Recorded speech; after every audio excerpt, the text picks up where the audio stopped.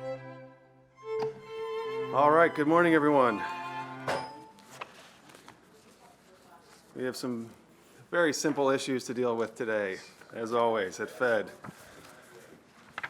First up, we have a ZTA, which hopefully actually will be simple. Jeff, take us away. Happy to do it. I think this will be short. I've been short all my life. This ZTA adds A clinics. very bald sense of humor, Jeff. You need a second vote here, though. Okay. All right. Second, a third, and president. Okay, there you go. This ZTA would add clinics as an accessory use, essentially in some very unusual, if you will, uses in residential zones, those being residential care facilities, charitable institutional uses, daycare centers over 30, private educational institutions, and places of religious assembly. It would allow clinics as a limited use. When we switched to the new zoning ordinance, we put in a separate provision that said to be an accessory use, you had to be otherwise somehow permitted in that zone as well. And that restricted clinics from being where you might expect them, like in a residential care facility or a religious institution. So this puts that back. It puts a limit of 5% of the total floor area on it, so that it is a very small deal as part of a much bigger deal. Now, all of your testimony was positive on this. The planning board had some suggestions, which are all listed on the first page. One was to make sure that if the underlying use was approved as a conditional special exception, that to make this change, it would only be a minor amendment. That applies to all of those other uses I mentioned, except religious institutions were allowed as of right, so they wouldn't have to go through that process anyhow.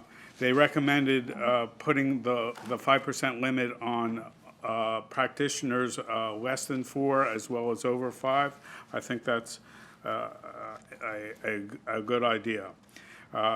Within the R200, R90, and R60 zone, they also wanted to keep the ability to be a conditional use and have it as either as a limited or conditional use, so you can do other things.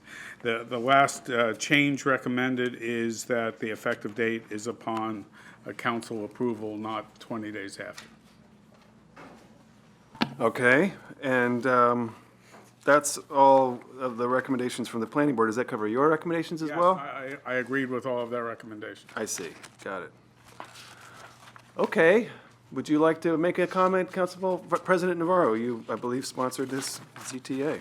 Yes, thank you so much. I really appreciate the committee's indulgence. This, I think, is very much in line with what we have been supportive of in the past, which is to expand access to health care, especially those who may be uninsured or low-income people, as well as folks who would like to seek health care in a setting that may have, obviously, cultural and religious proficiency. I think this literally just is aligned with that, and it's just one step to make this a reality. So I appreciate the committee's consideration. Thank you. We had testimony from some of the mosque, two mosque or one maybe, and they wanted to add this to their services, and this would enable them to do that. Andrew.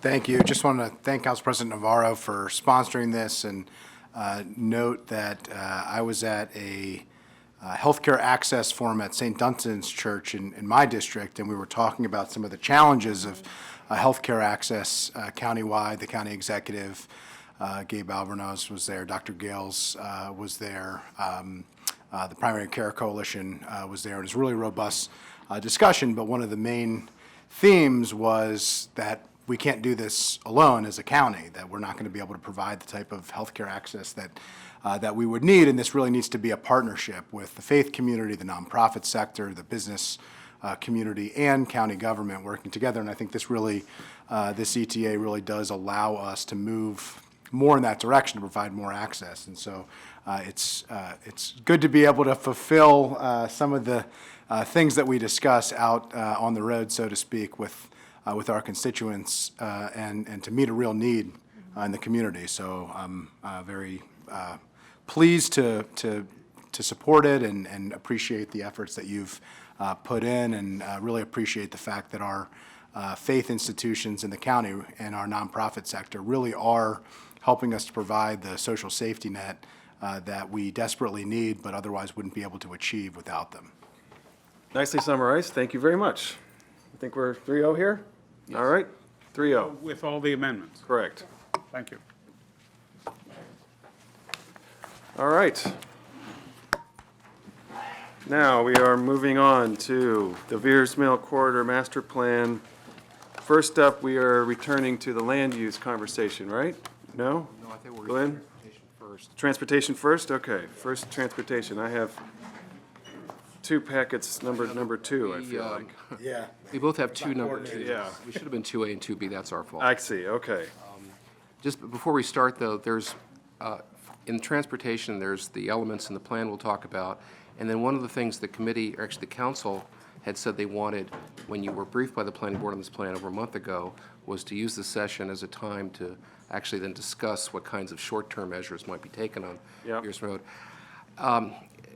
What I ask you to do is just, as we go through this packet, to see how long it takes to go through it. And if you want to try to finish land use today, too, I maybe. would like to if possible. I don't know. We'll Yeah, but the idea is, I think if you postpone something, my recommendation is you postpone that discussion. postpone the short-term improvements Yeah, discussion. because we're going to have a T&E session on Vision Zero generally in a couple Yeah. of weeks.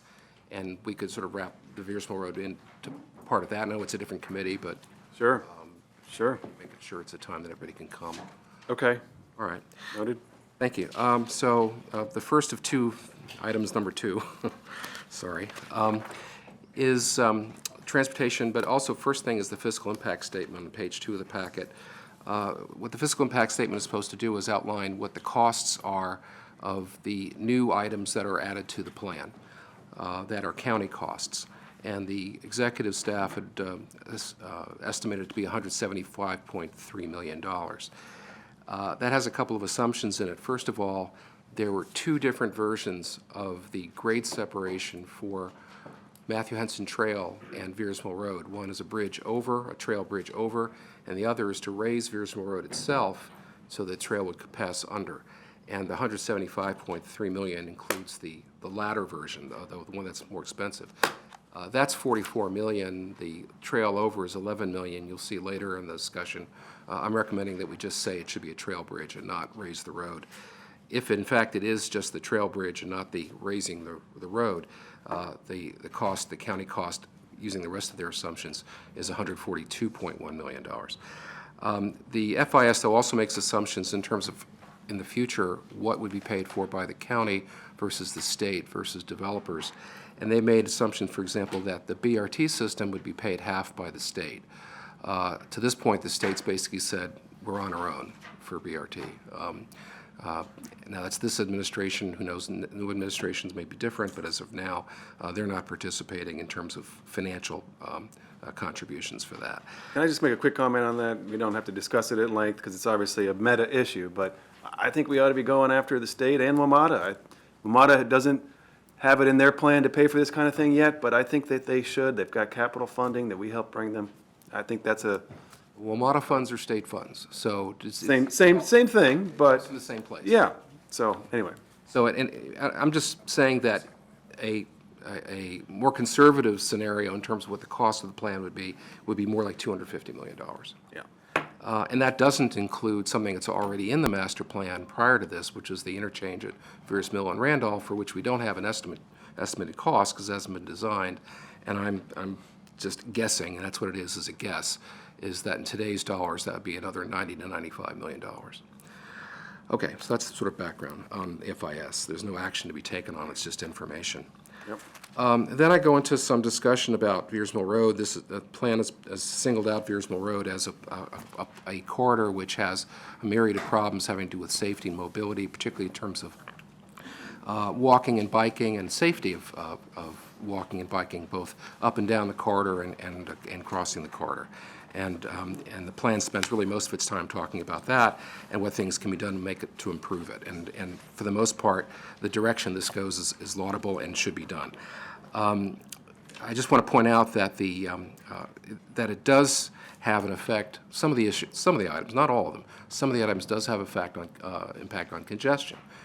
The corridor is already congested in several locations, and you see the chart in the middle of page 3, where if all of the items in the draft plan are implemented by 2040, travel time will basically double or more on Veersmill Road from what it is now for the period between Wheaton and Randolph. This is information from the planning staff. I want to just stop here for a moment and ask planning about their reaction to that. I thought that was quite a surprising result, perhaps, Casey? Well, the big picture here is that our traffic analysis shows that if you adopt a 100-second delay. Is your light on? It is, but maybe I'm not being picked up. Can you hear me? I can hear. I just want to make sure the TV You're- can hear. you're okay. Yeah. Okay. Our traffic analysis shows that if we move from an 80-second delay standard to a 100-second delay standard, which is between the suburban and full transit-oriented urban standard, we can adopt almost every single recommendation in this plan with great benefits to livability and safety of this community without major degradation of vehicle service. The numbers that you see on this table, which purport to show the increased travel time along the corridor, are very rough and based on extremely pessimistic worst-case estimates about what the impact of doing everything in the plan all together would be. We think there's very good reasons to believe that those numbers will come down when these specific improvements are studied with more granularity at the time of facility design. Things like signal timing, and geometry of the intersections can reduce the delay associated with making these improvements. These are your numbers, though. I'm sorry? Yeah, okay. Let me know when you Yeah, want to talk. right, Yes, that's a fair point. There are numbers, but we were asked ordinarily, and I'm going to show you a table. There it is, actually. This is the analysis that is prepared for every master plan that shows intersection performance under current conditions, no build over the next 20 or so years, and what would happen if you adopted the plan's land use or transportation recommendations. We do this every master plan. And what you'll see here is those blue bars on the left are existing conditions 2016, and then you see what happens if there's no build in 2040, what happens if you do the master plan with no additional traffic mitigation in 2040, and then lastly, what you do with the plan build out with the full mitigation. So what you see is traffic conditions are going to deteriorate in this corridor if you do nothing, because there's increasing traffic growth. This is in the course of economic activity, population growth, et cetera. The plan does not make that worse. In fact, there's a lot of things you can do to mitigate some of the traffic. May I pause you there? As I want to just hone in on a couple of things here. Okay, so it's my understanding from Glenn that much of this additional time is from the removal of the double left turns. And that a lot of the other safety improvements and things like that don't have much of have a marginal impact on the delay. And also, I wanted to ask though, Glenn, I suppose, but what is the relative impact of the congestion standard that they recommended? Does that factor into this delay really, or is it really just the double left removals? Well, we're sort of jumping around, but that's okay. We'll get to each of these items individually, but even the master plan itself, the intersections still fail the standards, even with going to 100 seconds in a few places. Now failing. If we kept everything that they recommended, but not the double left, for example, these numbers are going to look quite, Well, that's the not getting rid of the double left. That's This- the third line on that table. So you see in the AM westbound, and the PM westbound, it's not that much different than what it is today. Just getting rid of the double Fs, everything else you could put in, and it would work pretty much fine. And the Exactly. AM, it's a little bit different. There's still, You're making a good point here about the double Fs, but Yeah. before we get to that, could we just back up one to the slide before? I think the important point here is these intersections are going to fail no matter if you do nothing. So the plan barely changes the overall traffic performance along the corridor. In the big picture, it's really not making a big difference. Traffic is going to increase based on assumptions about. Because, I'm sorry if I'm just gonna, we're just doing this dialogue here. So this table on page 3 does not have no build. It just has existing. Is that right, Glenn? That's correct. So we don't know what 2016 or they're, 2040. yeah, it's a 2016 existing. So want that is the no build, everything else. So what you're, That table is important because, I mean, it's measuring two different things, okay? It's an apples to oranges comparison, but the reason I'm emphasizing this is not because it makes the point that the plan works, although that's awfully helpful too, but it's because it shows that traffic is going to get worse no matter what you do, and the plan is largely not responsible for that. Because the plan, this is not a land use plan to a large degree. There's only a handful of properties that are recommended for any zoning changes. The main difference is the transportation treatment. It's not adding a lot of land use. Almost all of the deterioration or challenge that we face in terms of traffic in this corridor is because of things that are going on outside of the plan area and from just background things that happen like population growth. So big picture, this is the analysis that's done for every master plan. We were asked by council staff to produce some numbers for this table, but we're not representing that this is the final answer for these numbers. In fact, as we've worked to try to refine this a little bit, we haven't been able to do the refined analysis on every single direction and every single time of the day.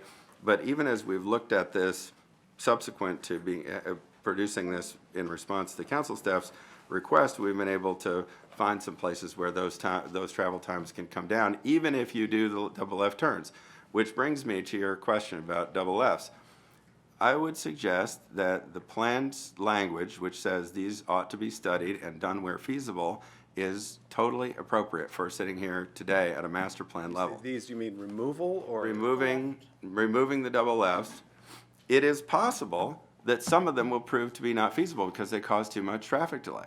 And nothing in the plan says that they are guaranteed to happen or must happen, but it would be. Saying the plan does not call for them to be removed, it only calls for consideration of them to be It says removed? that they should be removed if feasible.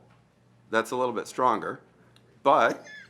This doesn't look feasible, I gotta say, this does not look I feasible. understand that, but what I'm saying is you shouldn't look at these numbers, which are extremely rough and were done really on the fly in order to be responsive to a request that was made rather late in the process. You should include them in the plan, and if you'd like to make it clear that they shouldn't be done if they cause some additional level of degradation of automobile service, I think that's fine, but you should at least give them a chance.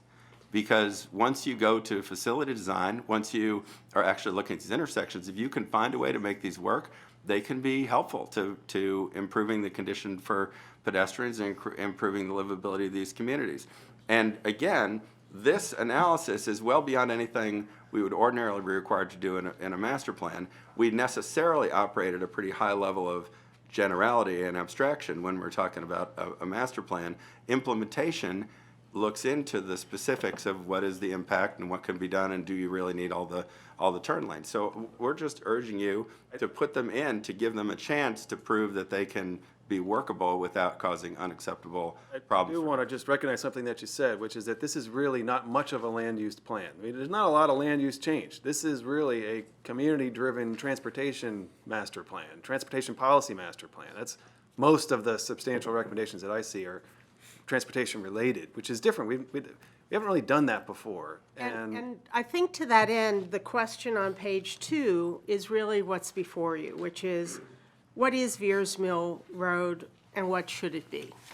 Yes, it's classified as a major highway, but so are places like Connecticut Avenue through Kensington and Wisconsin Avenue and a number of other communities. But there are lots of different kinds of major highways. And I think that the whole premise of this plan, the core of it, the nub of it, is that you can have a road that carries a lot of traffic, that also has a lot of transit on it, but that also makes accommodations for pedestrians, bicycles, and other forms of travel. And I'm going to be very blunt and direct. Does that mean that the cars may go a little slower and it may take a couple more minutes? Although I don't, again, I'm not saying necessarily the number of minutes you see on page 3. To get from Rockville to Wheaton, I think the answer is yes. To make this a safer road, the cars do have to go a little slower. And we had a lot of information for you about how, pedestrian has a greater chance of being killed if cars are going at 40 miles per hour versus 30 miles. And we have a lot of pedestrians on this road who are crossing to get to schools, to get to transit. And the idea really is that the goal is to slow things down, to make this road not quite the very fast throughway that it is right now.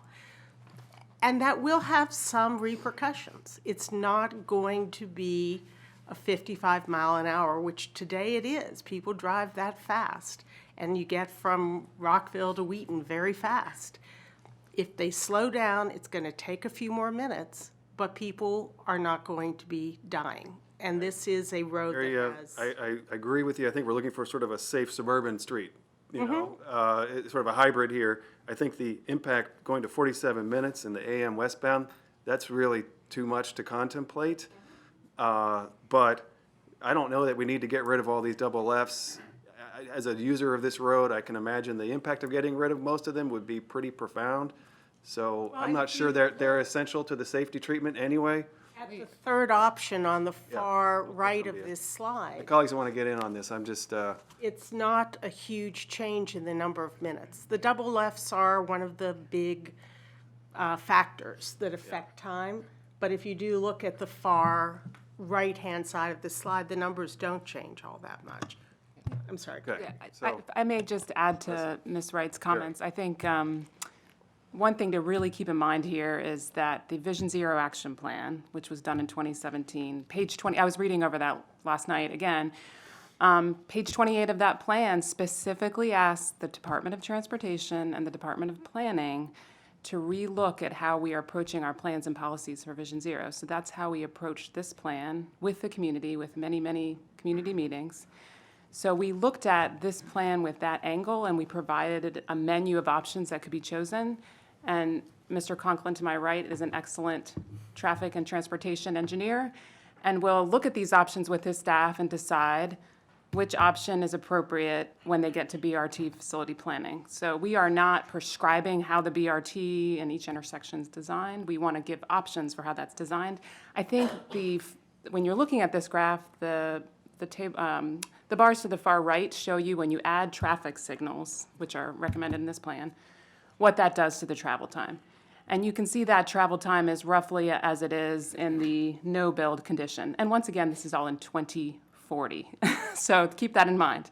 But I think if you're looking to have a short-term improvement that can save lives, adding traffic signals where people can cross the street is a very simple way to save lives. If you look at regionally, for instance, Connecticut Avenue is a good example. We have traffic signals spaced around 1,000 feet in a suburban area. And these are areas that are similar to Veers Mill with single-family residential houses up front on the street. We still allow people to cross the street, and we provide sidewalks for them to walk on the street. This plan recommends those things. If you look at, for instance, Alexandria, where we have bus rapid transit, I oversaw the operations from a traffic signal perspective there. The crossings are around 900 feet in distance. Terry, I think there's a lot of support for the signals. Yeah. I don't think that's really a matter of Right. disagreement. I think what we're specifically talking about now is the double Fs. So I think the double lefts are something, as Casey mentioned, can be looked at in an operational way with the implementation of the plan. So I Go think. to Mr. yeah. Joando first, and then Mr. Friesen. Yes, please. This is fun.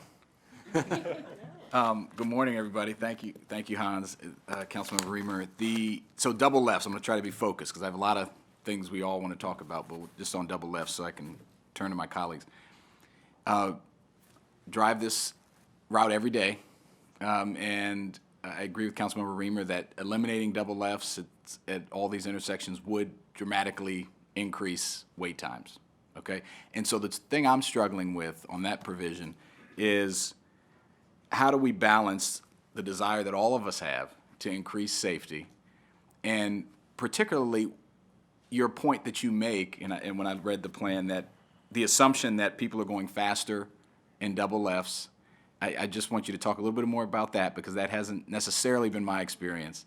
And the marginal benefit to pedestrians, which we all care about, but balancing that against these dramatic wait times, which again are your numbers and admittedly are results of what you analyzed and could, in the short term, be the numbers until we add all these other things that are going to take time. So could you comment on that? Yeah, let me talk about the double left issue for a minute. It's something that we obviously took issue with in our comments, and it's not because it's wrong-headed to think that double lefts are not favorable to pedestrian crossings.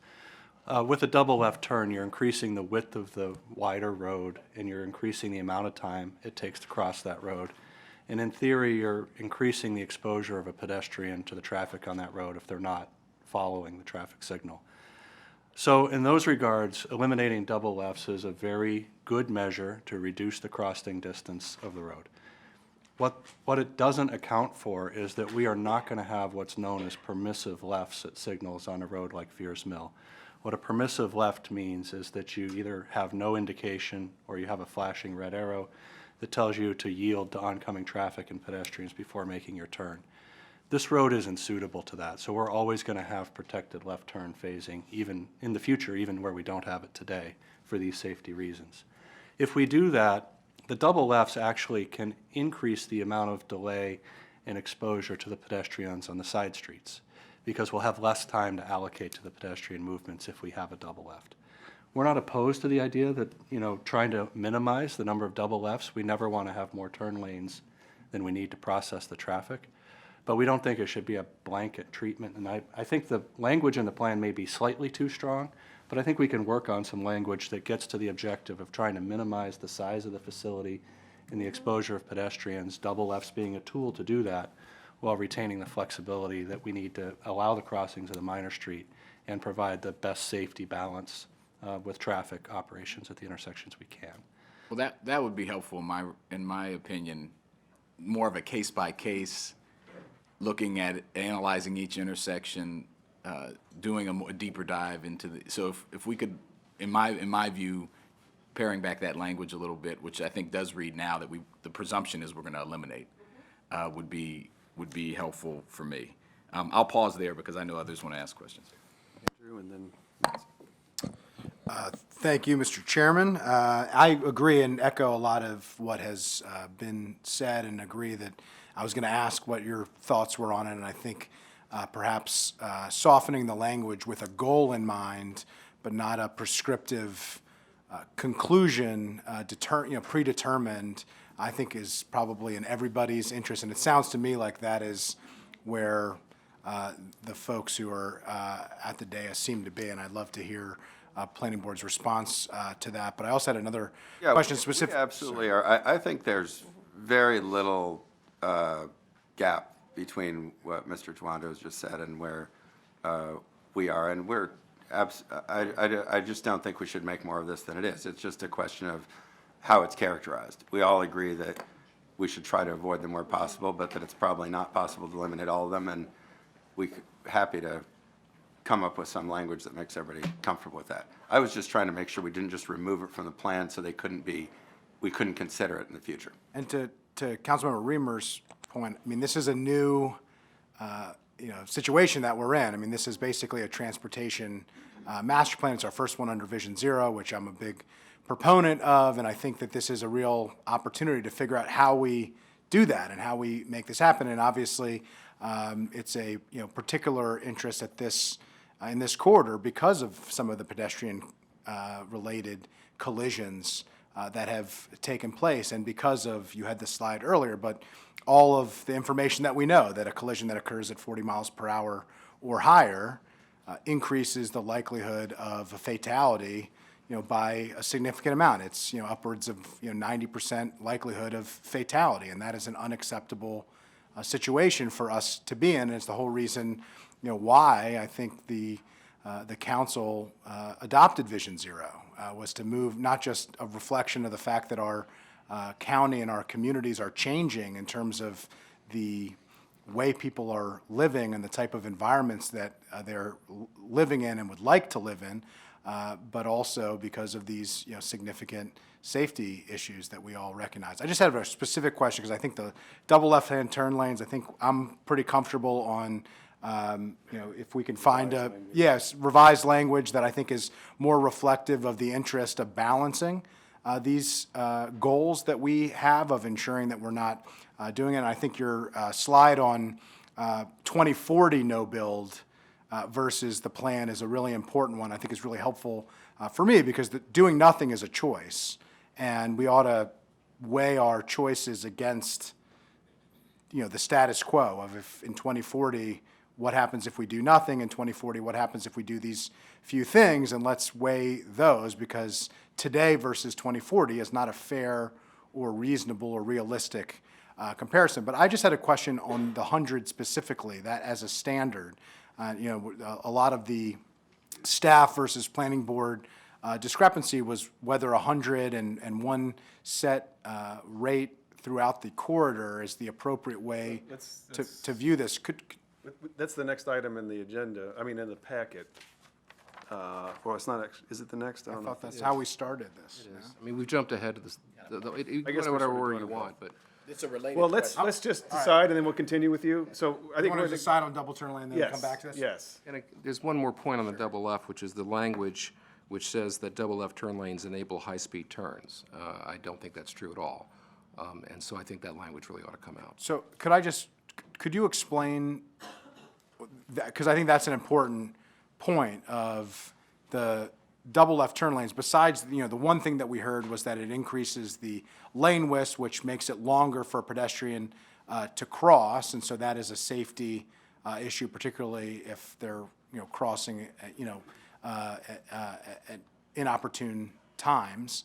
Could you speak to the speed of the turns? Because that is, I think, the number one issue is awareness and speed when it comes to collisions, and the danger, the issue of intersections being dangerous by design. So I would just offer that under congested conditions, a double left turn probably operates more slowly than a single left turn lane. But in an uncongested condition, if both lanes aren't being used, it does allow the driver to sort of cheat the curve and go through the intersection faster than they otherwise would. So it's a question of time of day and how much other traffic there is around when that turn is. And is the difference there, not only they have a car in front of them and a car behind them in a congested environment, they also have a car next to them. And that's what really. A lot more judgment. Target speeds, I think, are generally based on how close the cars or the curb or the trees or something, or a house or something is close to you, because it makes you feel like you should be driving slower. Is that right? That's correct. Okay, that's all the questions I had on double left, but I think changing the language to, as Mr. Conklin suggested, I think would satisfy, it seems to me, all of our shared goals and concerns. Just, the only thing I'd add is that, we can change the language, but just in real life, the presumption really is prove that it doesn't work.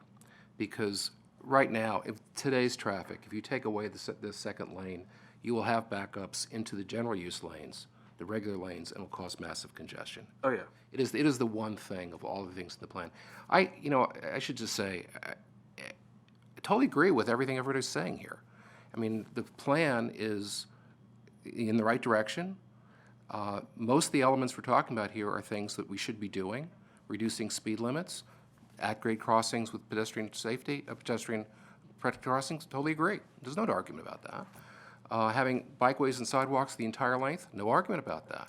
No argument about most things. It's really a matter of degree. To what degree on some of these items do you go as far as what the planning board's recommending? And that's why I think we should get away from the general discussion. Are we for reducing speeds on Veersmill Road or not? Yeah, we're fine with that, as long as it's to a certain degree and not. There's a lot of common ground here, actually, that you're glossing through, because you're going to the more challenging points of disagreement. And so, Time in the packet, not understood. try to list 20 pages of Understood. things that we agree. So there's a lot of agreement. Council President. Thank you. Well, I guess you cannot assume before you have a work session that there is agreement, right? When Dr. Orland, when you say that we agree, et cetera, I think it's the council that has to first, through these sessions, send a signal of what it is that we agree and all of that. But I mean, I just wanted to offer just a general observation. I think that, it has been said that this is the first time that we are taking on a plan of this sort. And it's high time, right? Because one death is just too many. And what we're doing here is that we are acknowledging that, in this county, we have corridors where people have found an opportunity to be able to make a home, to raise a family in places where you find market affordable housing opportunities, and that has been attractive, and therefore we have a lot of density and we have a lot of people and everybody's trying to negotiate everything. And so we embarked in this Vision Zero exercise, and I feel like, we can't have it both ways. I mean, if there are tools in this toolkit that we should absolutely consider, then we should do that. I mean, we shouldn't try to mitigate and put language that waters down a very important, aspect of this. I think that if, eliminating those double left turns, if this is something that is going to have a major impact, we should leave that in there, see where it works, and really think about what it means for the people that live in this corridor, who are not the ones who are out there really, many may not even know about Vision Zero, but they do know that they have to curtail their behavior every single time and their family's behavior in order to negotiate this corridor. And so I'm super excited about the fact that this is a different approach, but I don't think, we shouldn't fool ourselves here and think that we're going to be able to have, car throughput and be able to drive even longer. And that is my commute every day. That we're going to be able to have that, and at the same time have all these treatments that curtail speed and help pedestrians, and that somehow everything is going to, be equal, and or that commute is going to be faster. It's not. We're assuming that we're going to have some transit also available, so that will also help. And so I just feel very uncomfortable. I know it's the committee's prerogative, but when it gets to full council, for me, it's going to be really important that, we're either going to do this or not. I mean, we're either going to acknowledge that this is getting worse in terms of pedestrian risks. And if we have a menu of items that we can definitely utilize, we should just try to do that versus trying to somehow, modify the language and find a compromise. So I really wanted to express that because I do agree that, and I commend, the planning board and the staff for truly bringing forward a menu and I think a very balanced approach to something that we are seeing, gosh, I mean, every day we're seeing this. So I just wanted to really offer that. I do agree that, and again, I would like to see the language when it comes to full council, but as long as it's very much considered a major opportunity and a major tool, I think we should just do it. Okay, thank you, Councilperson. So to reiterate what the committee has discussed, the planning board has explained that their intention is that the removal of double lefts should be considered. What Glenn did was he reran the whole plan with the double lefts removed, and he found a pretty extreme impact on travel time from 19 minutes to 47 minutes. And so in light of that, the committee is saying, we're open to double lefts on a case-by-case basis, but we don't think that we're not signing off on go ahead and remove them as a directive. And I think that's the common ground we're looking for here, is something that acknowledges that in a targeted way, if there's an opportunity and you run the numbers and everything looks good and you feel it'll make a positive difference on safety, go for it. If not, there's a limit to how much more traffic you can back up and not have other types of safety impacts. But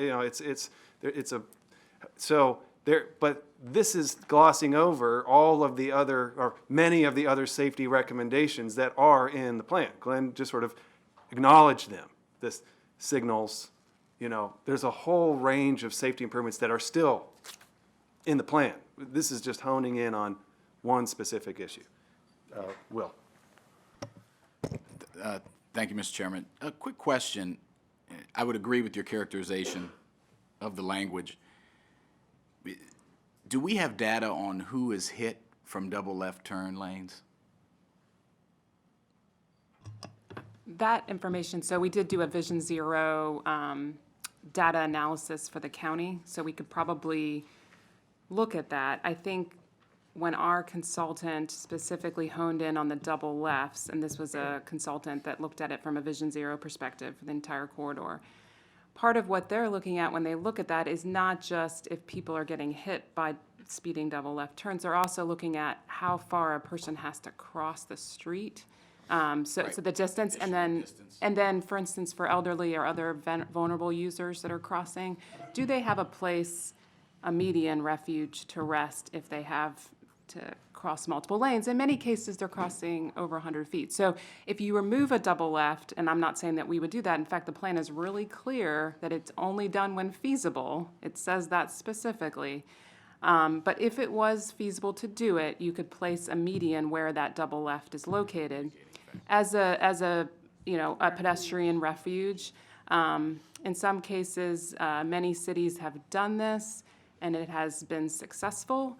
Montgomery County would certainly not be the first, and that is why we want to have it as an option. But it is an option. It's not required at every intersection, and it's only as feasible. A tool in the toolkit. A tool in the toolkit, yes. Feasible. Did you wanted to comment? Yeah, I mean, that information is available. Wade Holland with County Status here, and he's done an excellent job of compiling all of the crash data at these locations, and we can pull out whether the crashes are related to the double left turn movement or not, and that's something we could do as we're evaluating these locations to see if the double left is contributing to a safety issue or I not. just think that's important. We want to be looking at all the factors. And, one of the things also, just kind of an overarching,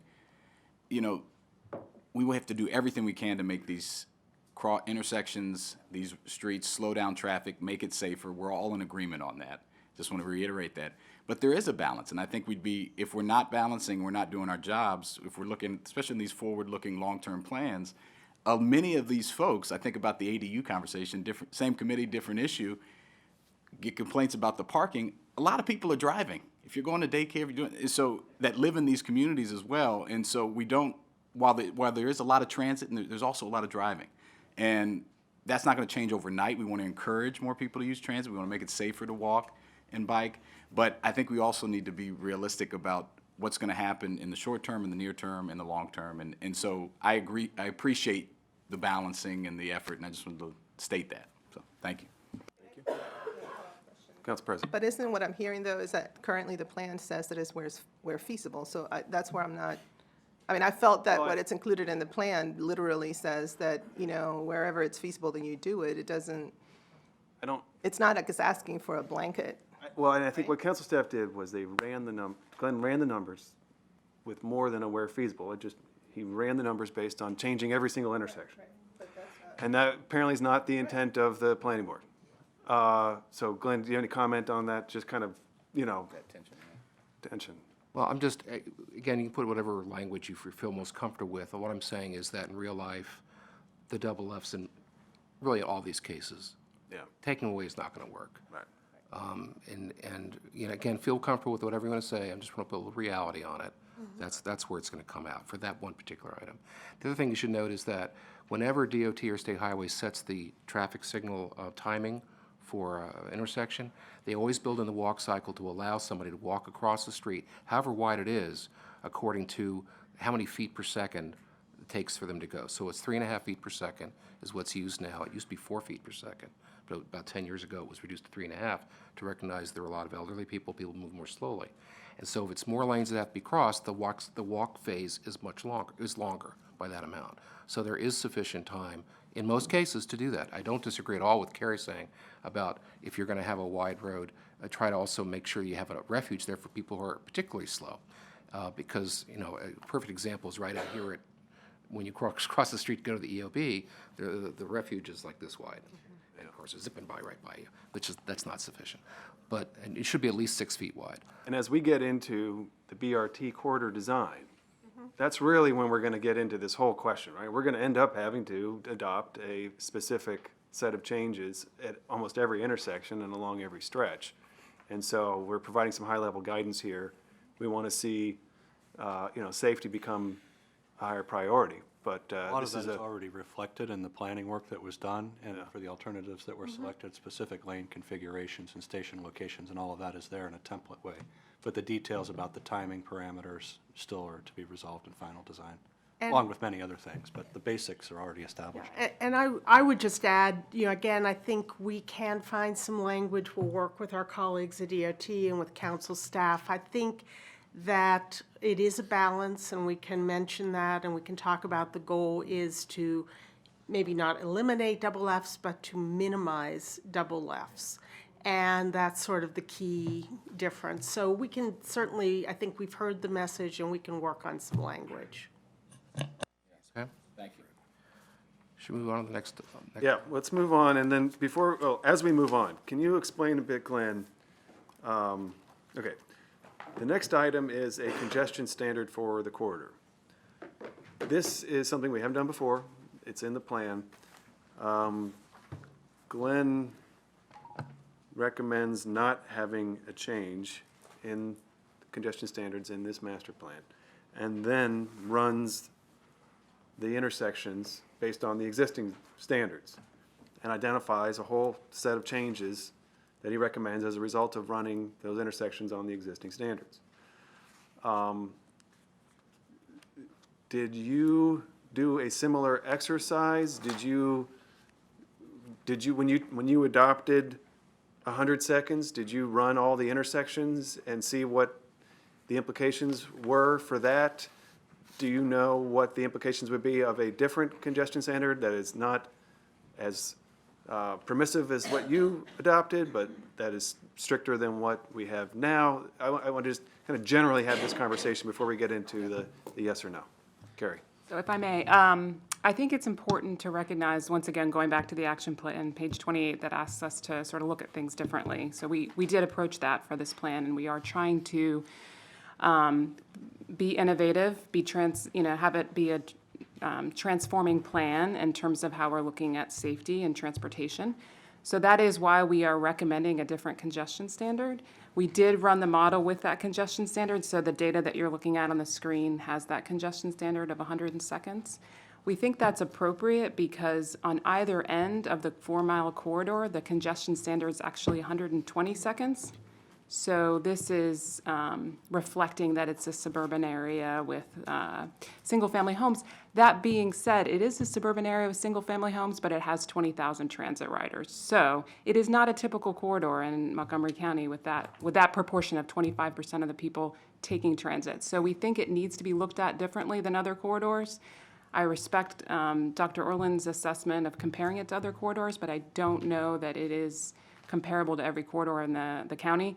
US 29 is another corridor. We looked at a different congestion standard because of the BRT, and that's reflected in the White Oak Science Gateway Master Plan. So I think it's important to look at it from that perspective, and hopefully that answers your question. I also have Eric Gray, our traffic engineer, who can probably get into more of the weeds if you had more. Can I suggest? Yeah. Answer your question, Mr. Reimers, on Circle 16. This is from the Planning Board staff's Appendix C about transportation. Yep. If you look at that table, what you'll see is for the 10 intersections that are looked at in this plan, you'll see in the third column is the delay standard as it exists today in the plan, which is 120 seconds in the CBDs. It's 80 seconds per vehicle on average. In Aspen Hill, 59 seconds per vehicle for Kensington and Wheaton, and 71 for the Twin Brook Viersville intersection, which is on the border of Rockville and North Bethesda. Then you see the cells that are darkened. This was a red chart before I made it black and white. And you'll see that in the case of Viersville and Twin Brook Parkway, the average delay per vehicle on the master plan is 191.6 seconds in the morning, 159.1 seconds in the evening. That's more than 3 minutes as an average in the AM and about 2.5 minutes in the PM, and that's an average. So you'll have some cars that'll go through at no delay at all, so it's a much higher percentage, a much higher number for some people in that group. Bottom line is it fails at 71. It also fails at 100, so it fails. Viersville Road and Randolph Road, same. It fails in the morning peak. See, that's on the 2040 Viersville Corridor Plan, 122. And if you go over to the, I'm not quite sure the 2040 Viersville Corridor Plan mitigated. That is the Planning Board's recommendation? Is that what that I'm not sure why that number would be different than the column to the left, because the standard is, is changing between the second to last column and the last one, but it fails in the AM for both of those as well, and Randolph Road and Connecticut Avenue also fails for both. So, and Veersmore and Connecticut fails in the PM. So there's failure at 100, there's a failure at the existing numbers. And it's a degree of failure, yes, but it's still a failure. And plans to be in balance need to actually show some combination of measures that would bring the total traffic in 2040 to within the standards, which I again want to stress, these are not good congestion levels, these standards. They're edge of tolerable. Okay. But again, your congestion standard, you ran the numbers at 100, and then were there a set of recommendations that resulted from that I'm not seeing on this page? Because what I see is Glenn's recommendations as a result of his standard. What were your recommendations as a result of your standard? If you maintain the current standard, you're going to make things worse from a pedestrian point of view for the reasons we were just discussing. You are going to justify a lot more double left turns. You're going to justify interchanges. You're going to justify things that are moving in the opposite direction of Vision Zero. If you go, now, I think we should unpack this issue of why 100 is a justifiable number, because obviously we're not just going to do it because it's convenient to serve the other objectives of the plan. There has to be a principled basis for this. And I took Dr. Orland's point to be, why are we adopting a new standard for this plan? I would say we're not. Potomac has its own standard in the SSP. It says, notwithstanding what the congestion levels are on roads in Potomac Town Center, the roads should not be widened. Because people in Potomac said, we don't want the roads to be widened. We recognize what violence that does to our quality of life and the place that we're trying to make our home. Silver Spring downtown says, notwithstanding what the intersection congestion standards are, you don't want to be adding turn lanes at the intersection of Georgia and Colesville because you're going to screw up the central business district and turn it into this giant highway interchange. The White Oak plan, the White Flint 2 plan, these plans were adopted and recommended changes to the SSP that were, yes, they were one-offs in order to accommodate the land use concepts and the economic development goals of those communities, but it wasn't unprincipled. And in this case, it's also not unprincipled because while there may not be metro rail in this corridor, this is a transit corridor. Not because it's got BRT yet, not because it's got metro rail ever, but because there's 20,000 people a day riding the bus up and down this corridor. And if you were to say plain old bus service doesn't make high quality transit, I would say that's true.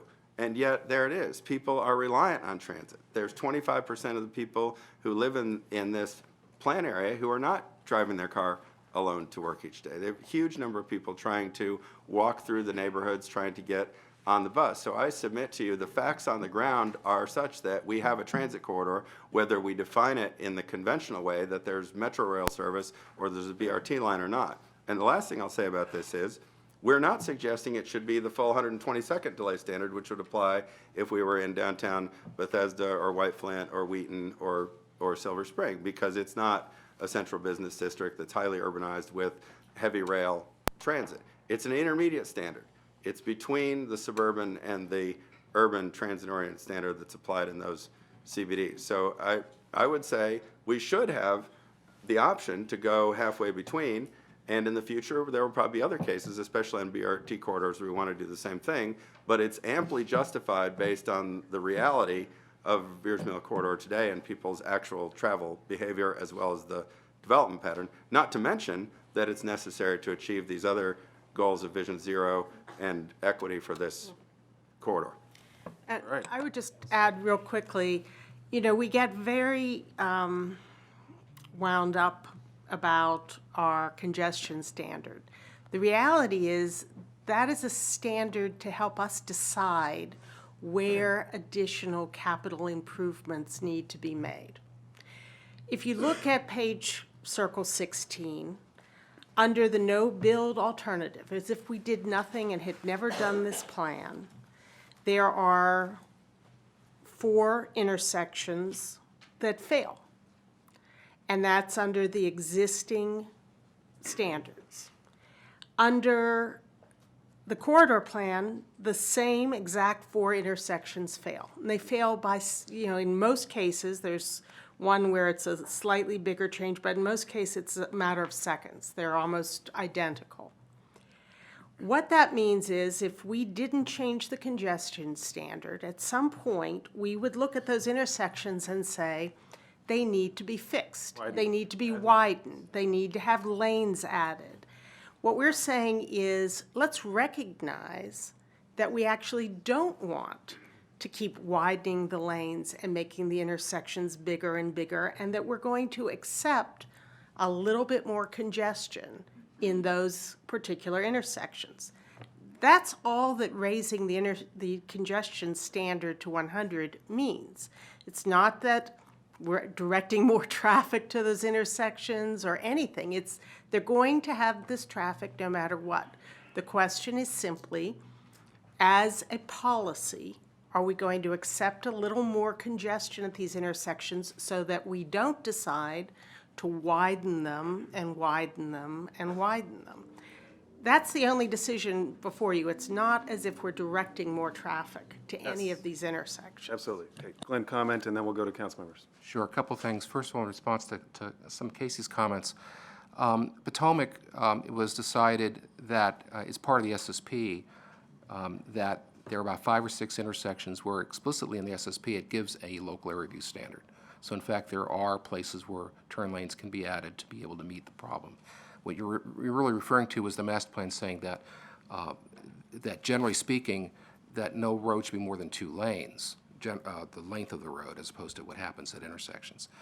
All the plans that we've looked at for the last, 20 years has looked at intersections and whether or not they meet the standard or not. There have been times where the council has approved a plan which is not in balance. There are a couple of intersections that just don't work, and you say, all right, we're out of balance. The downside to that is that you're also approving development based on this, meeting these standards.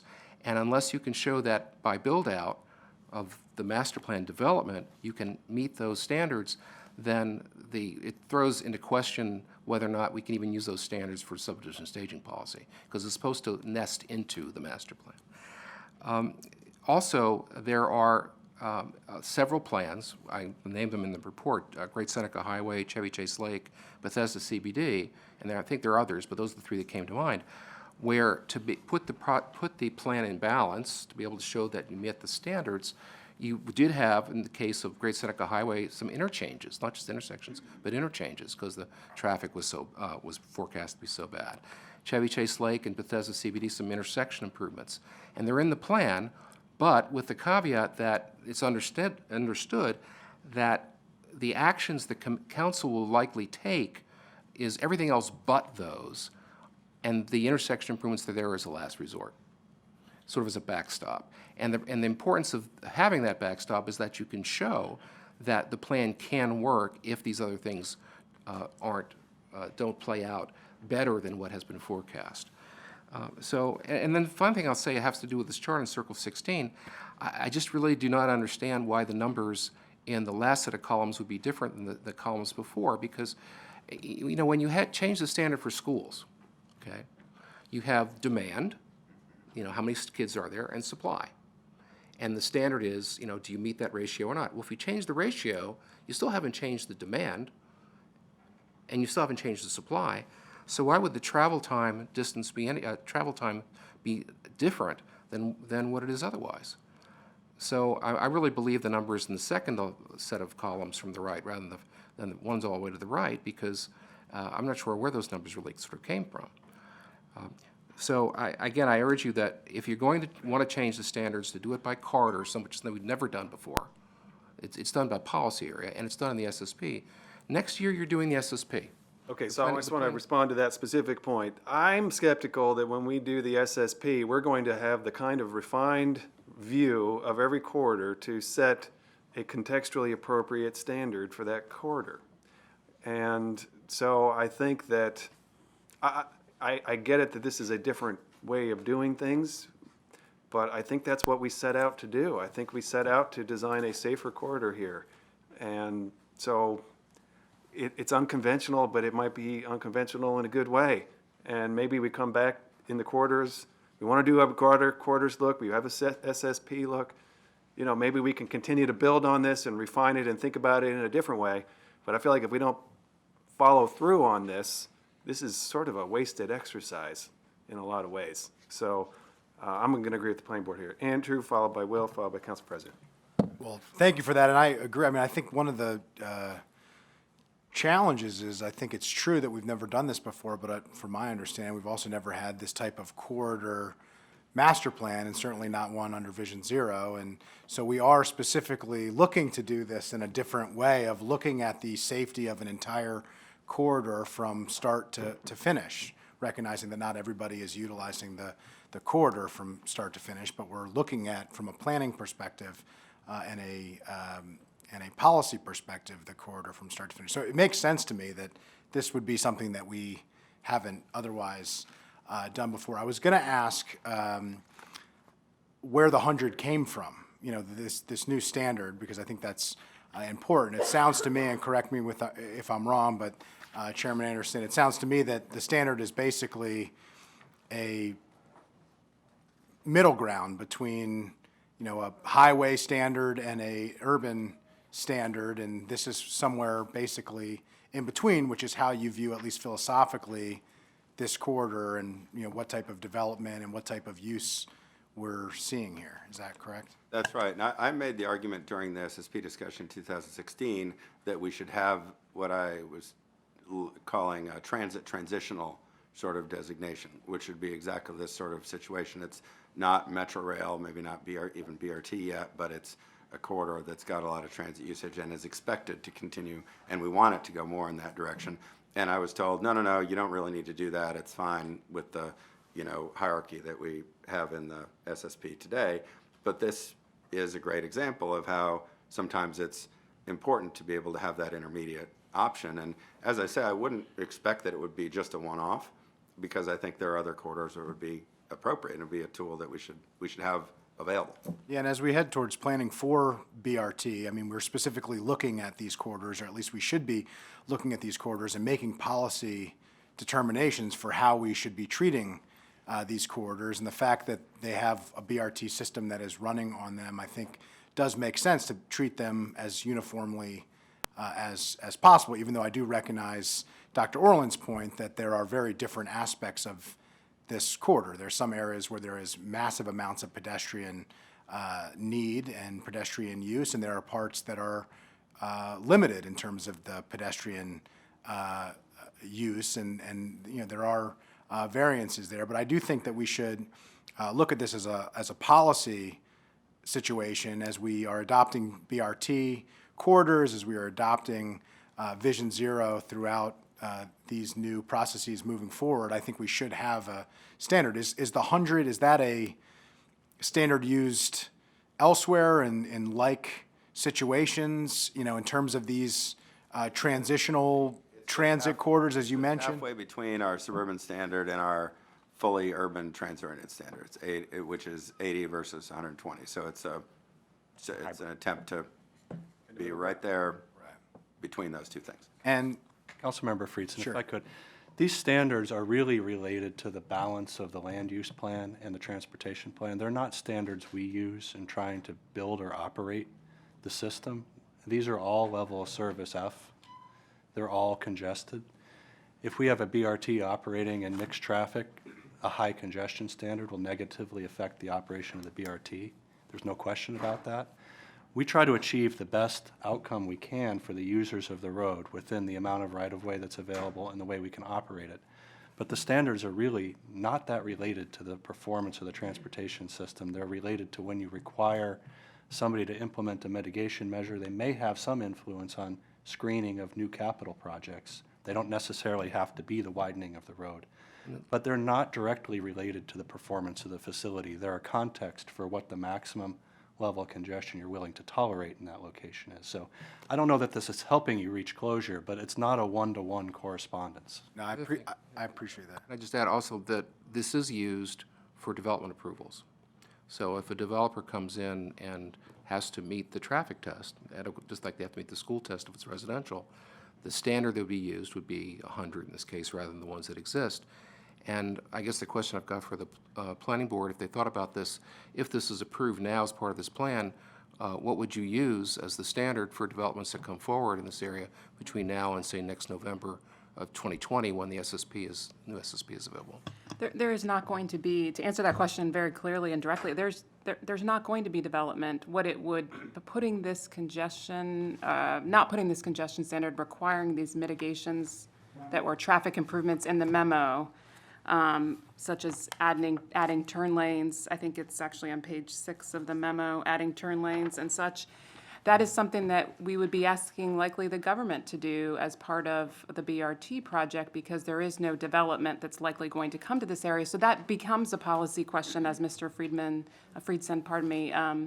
alluded to. It becomes a policy question. Do we prioritize throughput of automobiles, or do we provide shorter distance for people to cross? It's a balance. There's no easy, I wish there was an easy answer to the question, but there, like I said, when the BRT facility planning happens, that will look at that at an intersection level. But putting it in a master plan now is probably premature. Putting in what the turn lanes should be located at and all these different things is premature at this time if we don't have development. Yeah, and I think this is, imminent. I mean, this is policy guidance. I mean, we're providing as policymakers, policy guidance as these individual decisions get made. And so I think this exercise is a critically important one, but recognizing that there should be, an overarching policy guidance for the way that we view this corridor, the type of transit access, the type of transportation infrastructure, the type of development that we expect and would want, the type of neighborhoods that we're, and economic development that we're trying to create. But ultimately, I mean, we're not making decisions specifically based on that. I do have two specific. We need to resolve this. On BRT, sorry, go ahead. I was going to ask for the BRT. I don't think Carrie's piece. correct about that, okay? I think that the answer should be, it's this standard. If development comes forward, you meet this standard, not the existing SSP standard. That's my question is what happens between now and November 2020? Do you use this, are you intent that you would use this new standard, or do you wait till 2020? No, the plan would guide. Yeah. So if, for some reason, something on the corner of Connecticut and Veers Mill decided to come in, we don't expect it, but if it did, we would use 100 as the standard, if that's what's approved in this plan. So if someone comes in at Twinbrook Parkway and Veers Mill Road, Yeah, if Alpine View were to move that would forward. use the 100 standard rather than 71. And I would just point out, I think we should change this to traffic flow as opposed to congestion. Just a slightly different way of looking at it, but acceptable congestion as opposed to acceptable traffic flow. I think that's a better way to view it, and I think we should, look at changing our vernacular a little bit, because I think, that's really what we're trying to figure out, is what's the appropriate level of traffic flow, which, by the way, what I'm particularly interested in is BRT on this corridor, of what is the level of service that we're able to provide on BRT. And that my last question related to this specific issue is, what impact does that have, besides the, Carrie mentioned the specific improvements that that the government may be asked to make in order to fulfill BRT with this standard? Are there other impacts in terms of service, or, I'm less interested in cost, although that is a pretty important one, but particularly service related to BRT along this corridor with this new standard? Well, about a year ago, we concluded facility planning for BRT on Veers Mill Road. A preferred alternative was selected. It is a in-traffic BRT that has queue jumps at several key locations.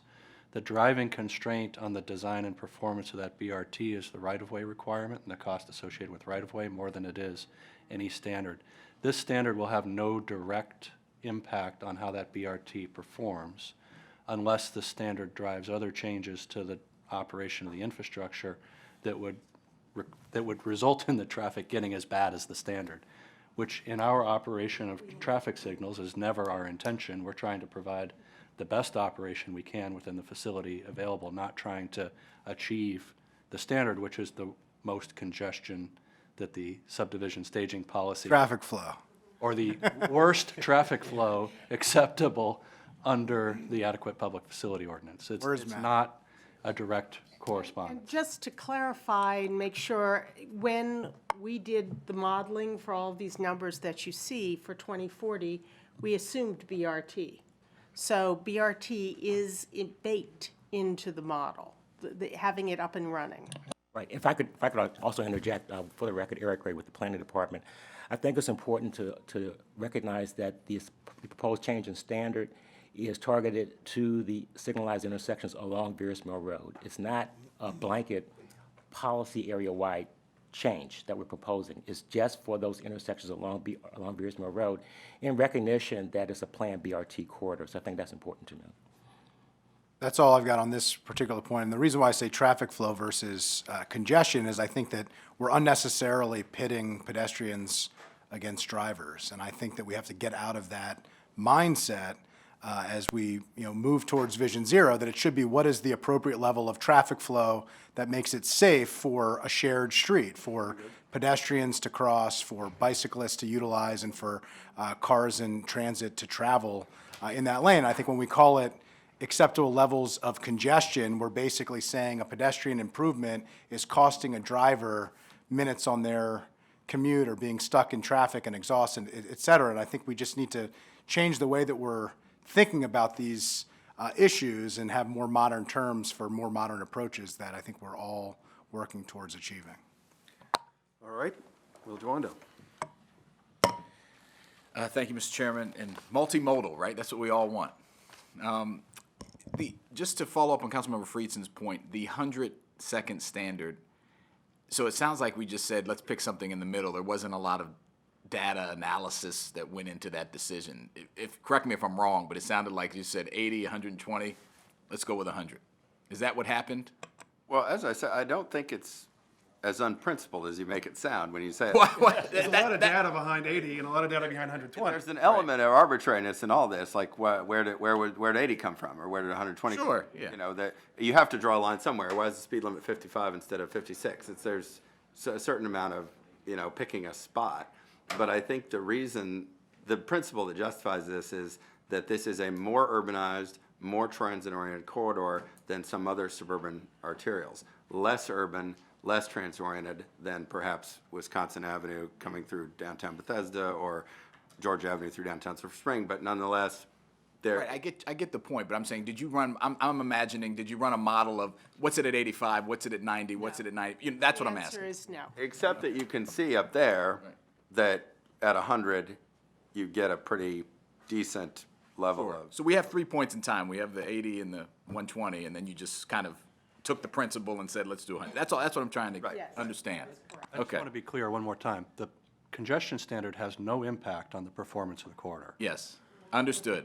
But it does, and thank you for restating that. We did bring up the development question, which was answered, I think, and just to restate, we would, if this were passed, it would be based on the 100-second. If someone did come up, a developer did want to do something, and Help on View was mentioned. Okay, so I think that's important to be aware of. And last thing on the SSP, this was a point that's been raised a little bit, but I'd love to hear from you directly. Are we going to come back, because we'll do this next year, we get the joy of doing it every 4 years, I hear. That wasn't always the case, it used to be a little more often, right? Correct. And so next year when we take that up, are you going to come back and am I going to see multiple intersections proposed at 100 from, how are you looking forward and So- related to this action if we were to take it today? Yeah, we're just beginning to look at the SSP. It's going to be connected with work we're going to be doing on the general plan update. In both, the themes that we think are going to be very important, that are going to take a lot of our time, are these discussions of the corridors. We've done a great job in this county on the centers, on the activity centers. We have a great ag reserve and the sort of, rural versus areas where we want development. But the area where there hasn't been perhaps enough study and focus is on the corridors. And those are becoming more and more important. So we certainly expect that you're going to be hearing about corridors in the general plan. You're going to be hearing about corridors in the subdivision staging policy. There will be opportunities to look holistically at those issues in both of those enterprises that are going to be coming before you. Thank you, that's helpful. All right, so I think we are agreeing with the planning board's standard. Is that right, committee members? And therefore, we don't need to add all of the additional list of projects that the council staff had recommended in order to meet the existing congestion standard. Which isn't to say that none of those wouldn't, that DOT traffic analysis couldn't consider them anyway, but we're not saying that this is what we want. We're saying we want you to prioritize safety in this corridor and work on things as you go. Literally, some of those intersection improvements would still be needed to meet even the 100 seconds, but Perhaps, exactly, and we'll figure out what that is. Okay, it doesn't make a difference on development approvals. all right. The Viersmill Road, Randolph Road interchange, this is something that's been in the plan for about 15, 20 years. What's proposed, was always been conceived, is what's called a tight diamond. Think about on North Capitol Street. Okay, can you put up the image, please, of this? I don't. Let's go, everyone, to Circle 17. On Circle 17 is actually a diagram that you got from the public hearing testimony. And it shows the basic concept we're talking about. This is actually looking south. Is this your testimony, Glenn, at the public hearing, or no? No, it was not mine. But I think it was wonderful. The McDonald's is, to orient you, the McDonald's is there on the left. Rodman's and Viersmill Shopping Center is on the right. Sort of behind the picture is the Stony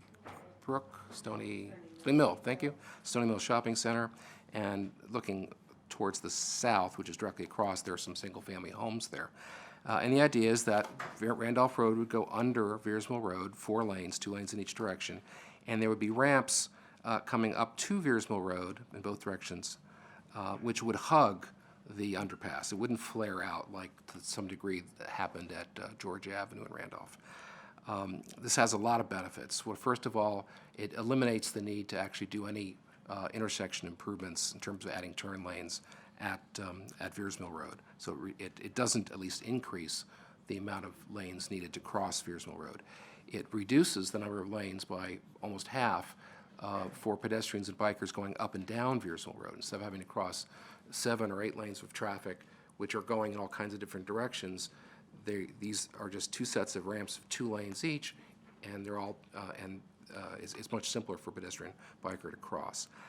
It also gets rid of the need for having to use a residential street, Selfridge Road, that's right behind the Viersmill Shopping Center, as basically the way that regional traffic makes a left turn. There are houses, single-family houses on that street. That would go back to becoming a mostly residential street.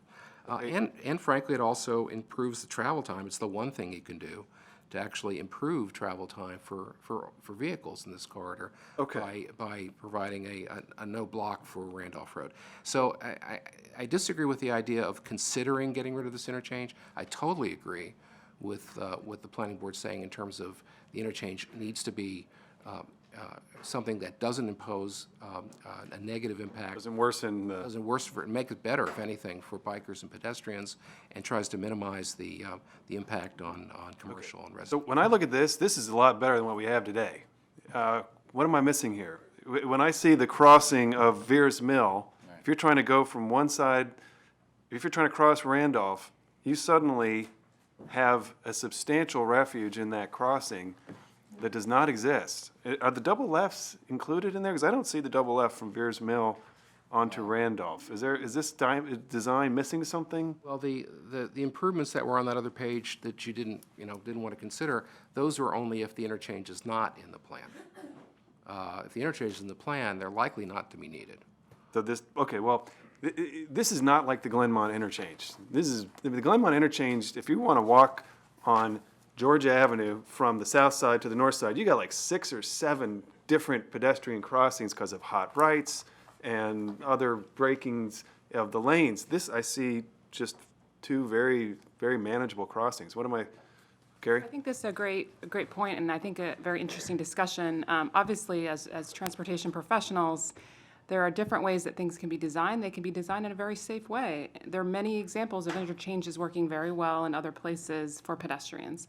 I think the key issue that we have in Montgomery County is that we don't have jurisdiction over the complete design of that intersection. We simply do not have that decision. It's a state decision. If the state wants to take Mr. Conklin's and design professional's opinion, that would be great, but we don't have that control. And so I think we are concerned that it could end up not looking like this. So that's why we have put additional language saying in the plan that it should be designed for pedestrians. But once again, language in the plan does not ensure a design that is approved by our staff. So I think that's important consideration. The other consideration to keep in mind is that this is estimated to cost nearly $90 million. The BRT for Veers Mill is also estimated to cost $90 million. So it becomes a policy question. Do we make this traffic improvement, or do we fund a transit improvement or prioritize that funding, which could then serve the 20,000 people that are taking the transit on that 4-mile stretch? So it becomes more of a policy discussion, and I don't disagree with with Dr. Orland's opinion about how it can be designed well. It's just a matter of prioritizing and policy questions. The last thing I'll mention is the traffic analysis, which at this location, that's the second, so it's the second on this here, Veers Mill and Randolph. So we have modeled this without the interchange because we knew that, without funding and different things, it may not happen. And you can see that we're not seeing, so on the far right is the master plan with mitigation. We are seeing it above the congestion standards, so it's an issue, but it's marginal. It's between that and the existing no build, which is the orange bar. So you can see that there is a difference, but I wouldn't describe it as a major congestion issue. I don't think this is necessarily just advantageous as a traffic issue. When I look at this, I think this is an urban setting. This intersection is the most urbanized part of the corridor outside of the 2 urban districts. And there's a really high volume of pedestrian and bike circulation around there. And it's really untenable the way it is. And I don't know how you make it any better. And what I see here is sort of a design that reminds me, almost of DuPont Circle, although there's no fountain in the middle. But you're sending the traffic underneath. One consequence of that is going to be people are going to drive faster on Randolph, but at the same time, you're giving pedestrians a very safe crossing, at least to get across Randolph. It's no worse, I think, for getting across Veers Mill than what we have today. I hear you about we can't control what SHA does, but we can fight like heck, and I don't know. I feel like we would have a lot of leverage in that conversation.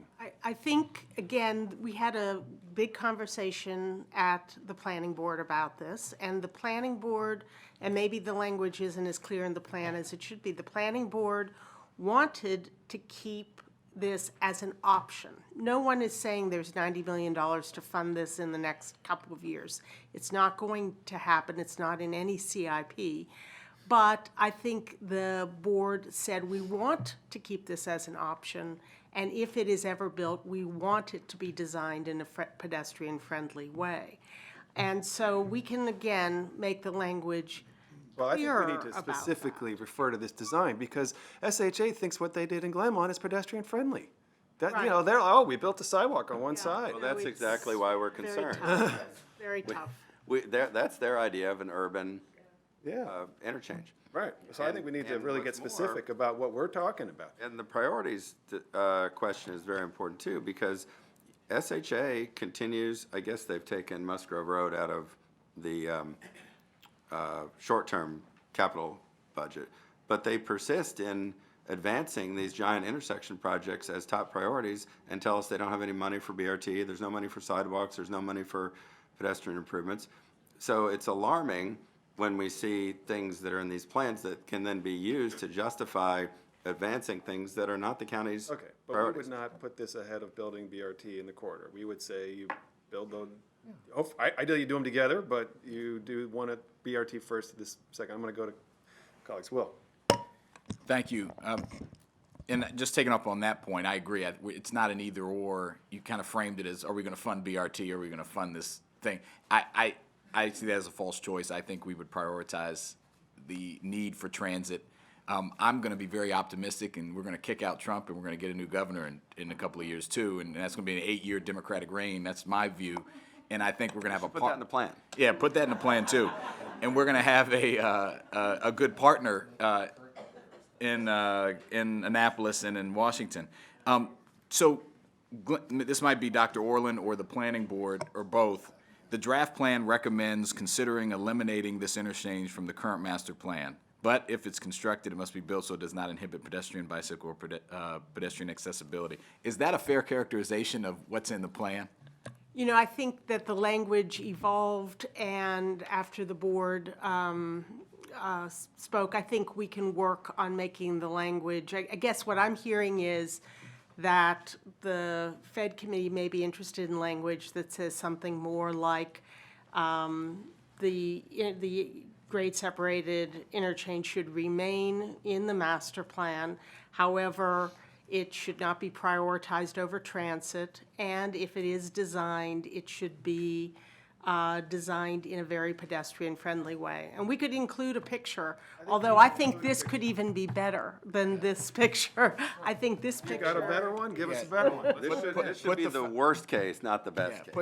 Put the fountain in the middle, or but I agree that this is better than it currently is, and this is way better than Georgia Randolph, and so would be very interested in that, something along those lines in the plan. I think it's important, and it states the way I feel about it. So, And actually, I think that's fully consistent with where the planning board's coming from. We were all sort of, in the spirit of compromise, trying to find some language we could all agree on, but that was really the sense. Was we're not trying to remove it, we're trying to make sure that if it's built, recognizing that it may not be justified, not just on cost reasons, but also even the traffic analysis, but if it's built, that it should be done in a way that doesn't take a bunch of people's land, destroy the quality of life in the surrounding neighborhood, as well as improving safety for all users of the road. Thank you. And a way of buttressing that is if you go to page circles 20 and 21, you see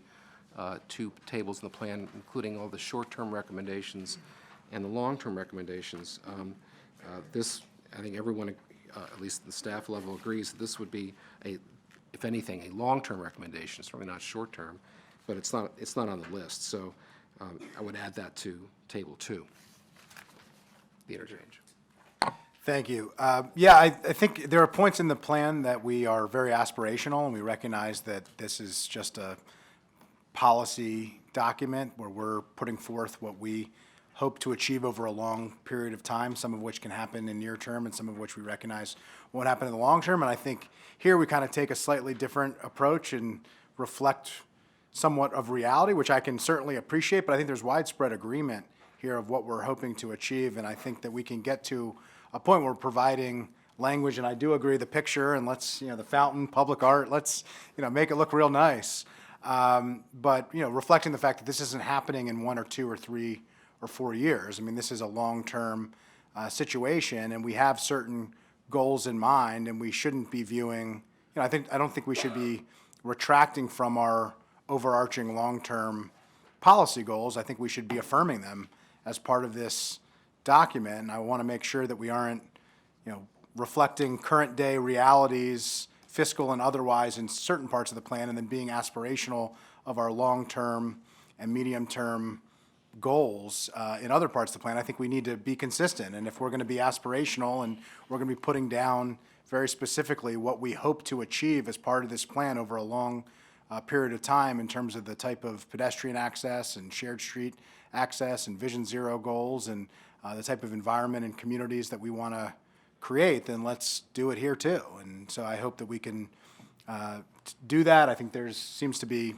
agreement up here for that. And I think generally we're coming at this at the same overarching goal. The question is, how do we reflect it in the plan? And my view would be, let's, agreeing with my colleagues, let's do it. Let's put it in the plan. Let's make it clear, even if we don't think that, currently the State Department of Transportation would design this in a way that we would view as pedestrian friendly, even if they would view it that way. I think that's also an evolving situation. I mean, I had a meeting with the MDOT secretary and with SHA Administrator Slater, and made very clear that it was incumbent upon them and in the best interest of the state if we had different urban standards for engineering, because we are quite different.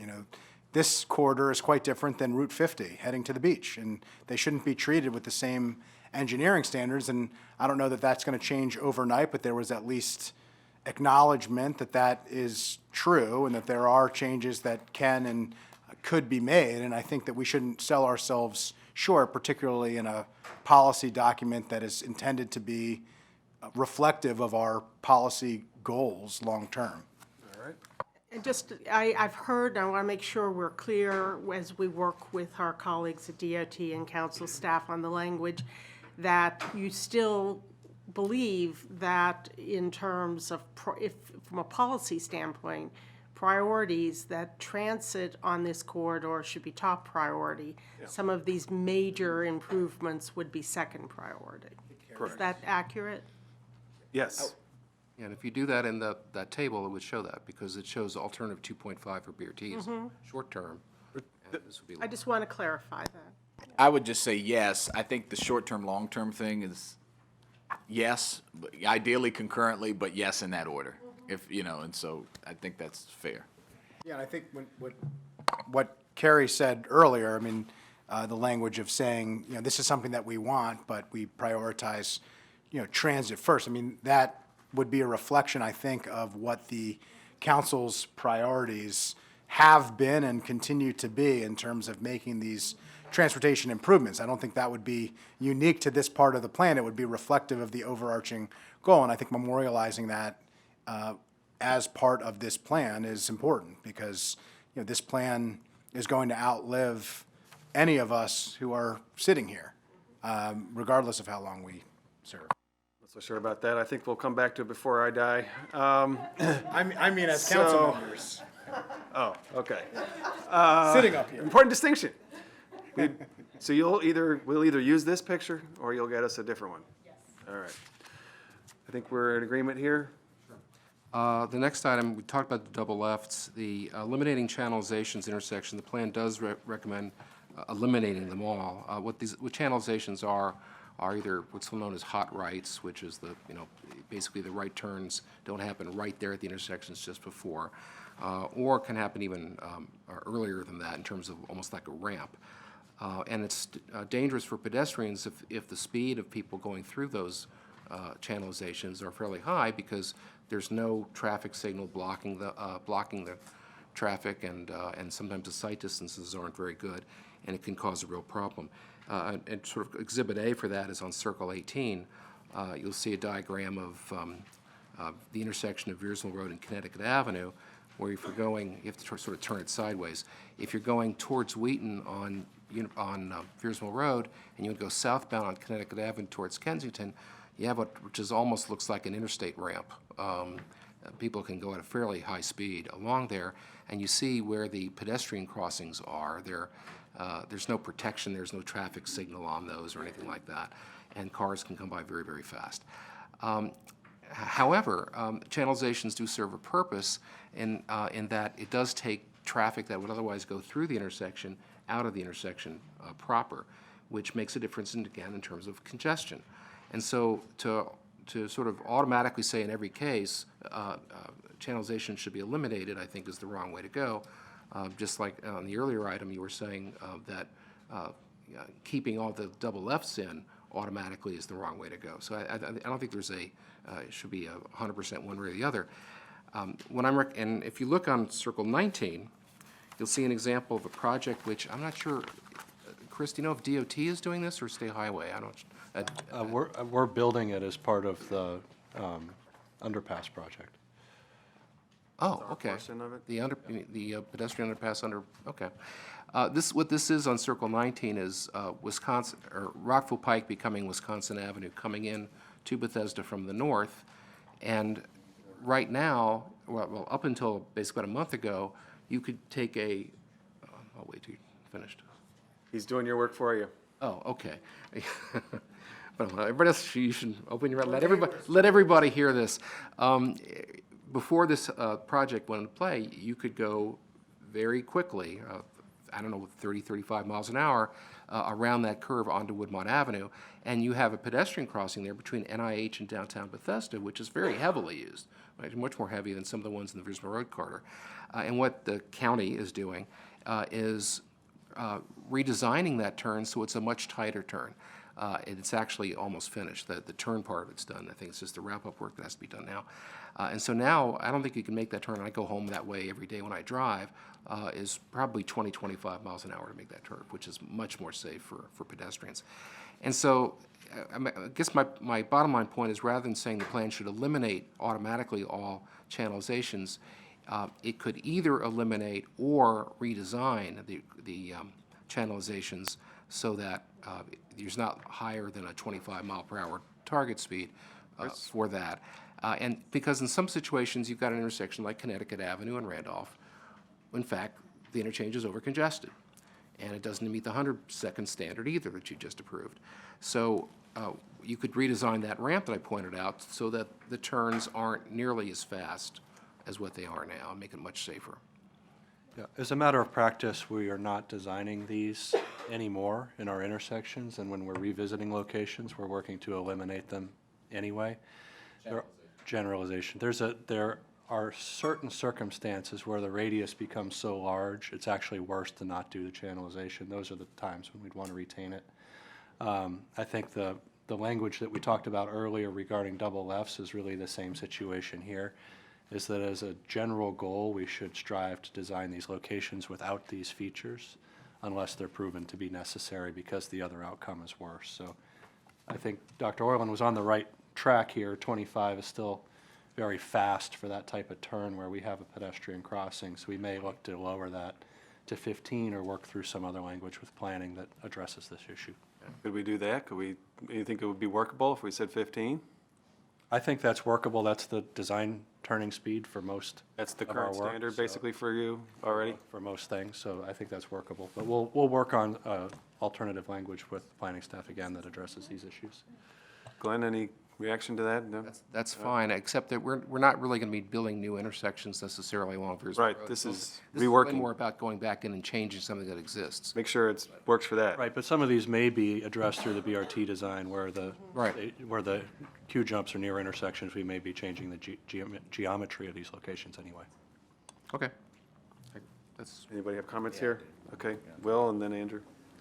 Thank you, and I agree here that these are some of the most dangerous areas for pedestrians. The one that was pointed out at Connecticut, I mean, that might as well be a highway at Connecticut. And so I like what I'm hearing as far as the language saying the presumption should be we should try to not do these anymore, which you're already not doing. And then considering they exist here on the corridors, how do we slow the speed down, use other mitigation tactics to make it safer? I think that's the way to go because these are some of the most dangerous turns that are out there. So it sounds like we're heading in the right direction. So that's what I'll say, but I just wanted to get that on the record.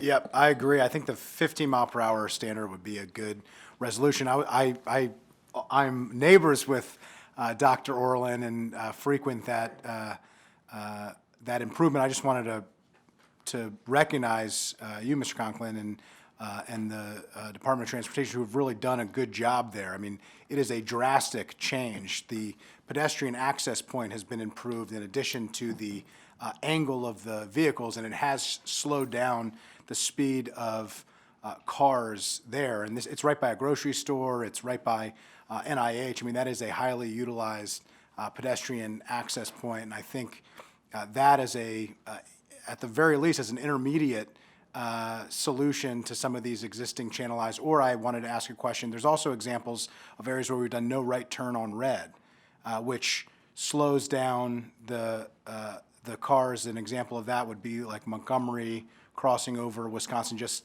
a dozen blocks south of here. I don't know that we need to get into that level. I was going to ask specifically, are there ways to address this? Because I agree with what everybody said, what Mr. Girondo said. These are some of the most dangerous areas for pedestrians. I mean, we are encouraging dangerous behavior by design. I mean, literally by design here. And I think eliminating them or mitigating them to the greatest extent possible would have massive implications to pedestrian safety in these areas. At the very least, just to make sure that we are encouraging drivers by design standards to look before they turn, to understand that pedestrians are crossing, because the problem is with these channelized right turn lanes, it's encouraging maintaining the rate of speed without considering slowing down, without considering looking to see what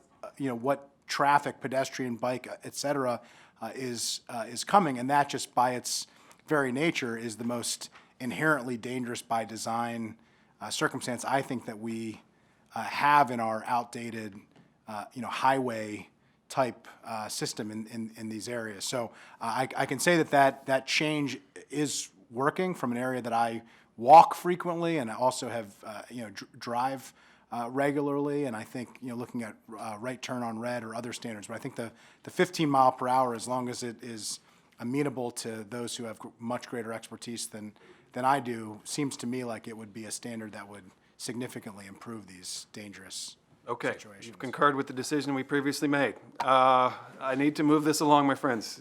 Council President Navarro. Yeah, I do want to just echo what Councilmember Feetson was saying. I think that what we're doing here is really changing the culture.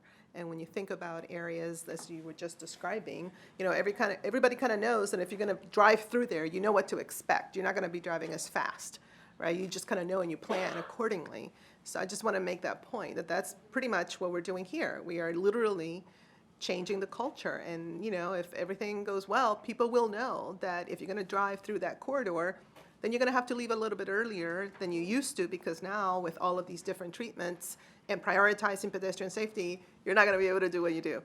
So I just wanted to say that just as an overarching philosophy, because that's how how I'm approaching this particular master plan. Thank you. All right, let's, I think we have. Yep. Target speed and lane widths. Target speed first.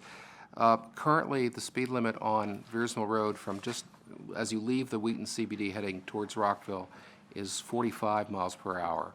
Sorry, 40 miles per hour, all the way through Veersmill and going to Turkey Branch and Matthew Henson Trail Crossing. And from Matthew Henson Trail Crossing, Turkey Branch Parkway, from that point on until you get to Twinbrook Parkway, it's 45 miles per hour. And then actually when you go into Rockville through the Twinbrook neighborhood, again, it drops down to 40 miles per hour. The plan doesn't go there because it's in Rockville. But the recommendation from the planning board is to reduce the target speed to 35 miles per hour all the way through. So we're dropping from 40 to 35 in the sort of the eastern section, and from 45 to 35 in the western section. I generally agree with them. With two caveats, or two changes. One is in the section between Robindale Drive and Twinbrook Parkway, which is the western section of it, where it's a very straight shot. There's, I think, only two houses that face the road. There's a church, and other than that, there's the parkland and a lot of houses that back up to Veersmill Road but don't have access to it. I think their 35 miles per hour is too low. I think it's more realistic to just drop it down to 40, because I think people are going to continue to drive. Even if you narrow the lanes, they're going to go a faster speed anyway. And there's really not much of a way we can actually reduce that by much. Just trying to be realistic here. On the other hand, the section that goes through the Veersmill Shopping Center area, I think 35 miles per hour is too high, because that's a very dense pedestrian area. When the BIPA program, Bicycle Pedestrian Priority Area Program, was first identified, there were 5 areas that of all the bicycle pedestrian priority areas that were targeted for the first set of improvements. 4 of them were metro station policy areas, and the 5th was that intersection area, that shopping center. So recognizing that it's a difficult place. So I'm in the plan, I'm recommending that, or in the packet, I'm recommending that be dropped to 30, and actually had a sort of an epiphany overnight. I think it actually should be dropped to 25. Because when you think about Veersmill shopping center area, it's not that much different than the center of Olney, the center of Clarksburg, where you have a lot of pedestrian activity, and these are road code urban areas. And I think we could establish the area between Hayward on the north and Bushy Drive on the south along Veersmill Road as a road code urban area. And in road code urban areas, the typical target speed is actually 25 miles an hour. Yeah. And I think it should be in this setting myself. I'm amending my recommendation to say 2 things. One, that should be an urban road code area. Okay. And You're amending your recommendation to designate that an urban road code. Excellent, yeah. And to make it 20. And to make it 25, thank you. So So that's the amended recommendation before us. Comments from the planning board? I think we're fine with that. 40 seems a little high, and it's also outside the range, 25, 35, and 40. if I'm not mistaken. Yeah, I think our concern with 40 is that we would not be able to, likely the state would not put a speed camera there, which is. Exactly. an That was kind of important- my thought, is like, if you do 40, to enforce, you're looking at 50, then it's just, It also would, under the current process, a speed camera would not be allowed if it was 40, and that's why we want to have it at 35. yeah. So you know better than I, but I think on New Hampshire it's 40 and there is a speed camera. If you, right by White Oak Middle School, is that under a previous? Would be a school zone. Okay, so that's why that's allowed, okay. Corridor, you can't, okay. I think we're fine with. So if you don't do 35, you can't get cameras unless you build a high school right on the, And I you'd don't think we'll be dropping it doing. to 35 is in a school zone. I mean, Right, and Alright. I want to also emphasize that BRT corridors will have lots of people walking to the bus stop. Right now, pedestrians walk 3,500 feet, which is nearly 3/4 of a mile in some places on this corridor, to get to a traffic light, to get to a bus stop. So I think slowing down the cars is important, and, other BRT corridors, for instance, the one on Route 1, just went down to 25. So I think just over the summer. So I don't think going down to 35 is going to be an issue for this corridor. If I may, my name's Jessica McVeary, for the record, with the Planning Department. So Vision Zero, and you'll hear more about this, I presume, in your upcoming briefing, is really about reducing crash severity and reducing crash frequency. The key to reducing crash severity is speed. And so as we think about, even talking about 5 miles per hour, that's a big difference when it comes to saving lives. And so we looked at this from the perspective of how can we create, a safe corridor. And so our recommendation was 35 miles per hour, both to sort of bring the speed into a place that is safer, but also to think about the ability to enforce that speed. Well, That was the why I recommended reducing it by 5 miles per hour. But your point about the speed cameras is well is, taken. that's pretty crucial. I mean, I think that's really what I had in mind to talk about with the short-term enforcement, is if we want to save people's lives, there's very clearly one solution, is cameras. Andrew? Yeah, I was going to say, I think the urban road designation that Dr. Orland recommended is a good one. It sounded like, Mr. Chairman, you're right there, too. So I think we should, maximum of 35, adopt the amended, the aspect of the amended recommendation for the urban road designation. And I would just point out, one, the speed camera is important, but I think, two, we are going to be encouraging, or at least we should be encouraging if we do our job right and if our goals are achieved, more pedestrian activity because of BRT.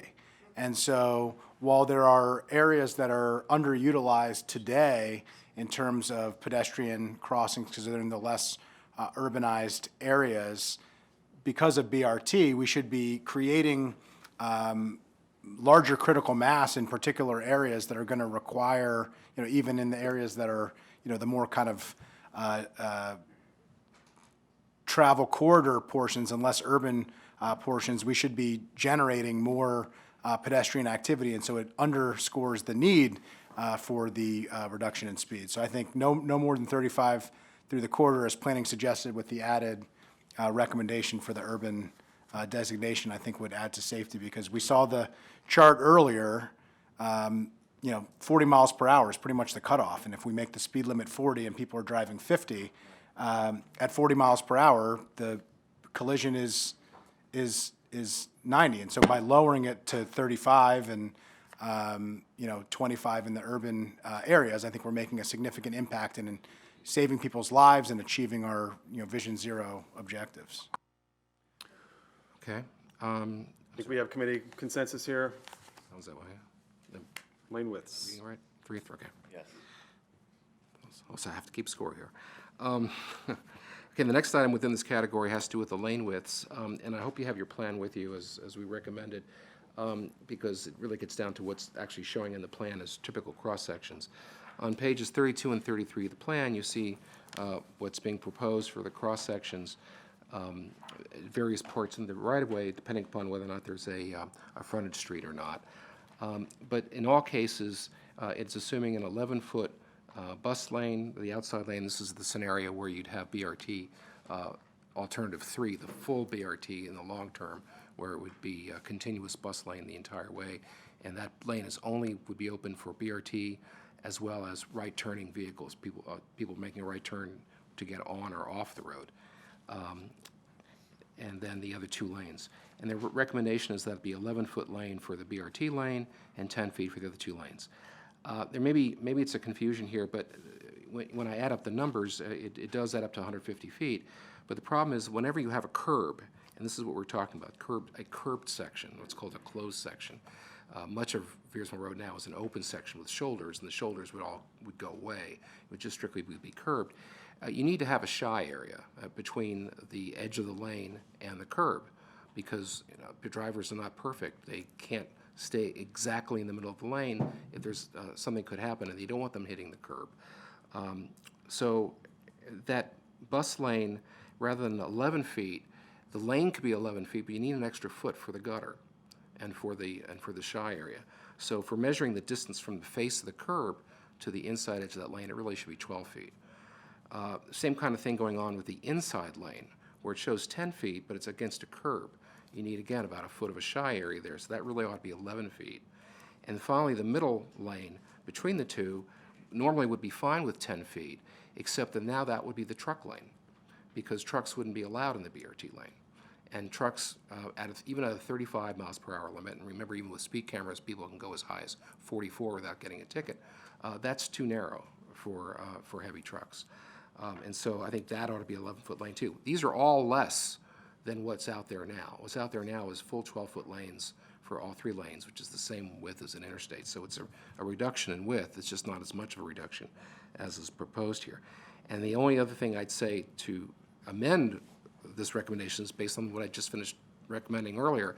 In the Veersmill Shopping Center area, if we make that a road code urban area, the code actually says there the curb lane, which includes the gutter, is 11 feet, and the inside lanes are 10 feet. And the reason why that's okay is because now we're talking about 25 miles an hour.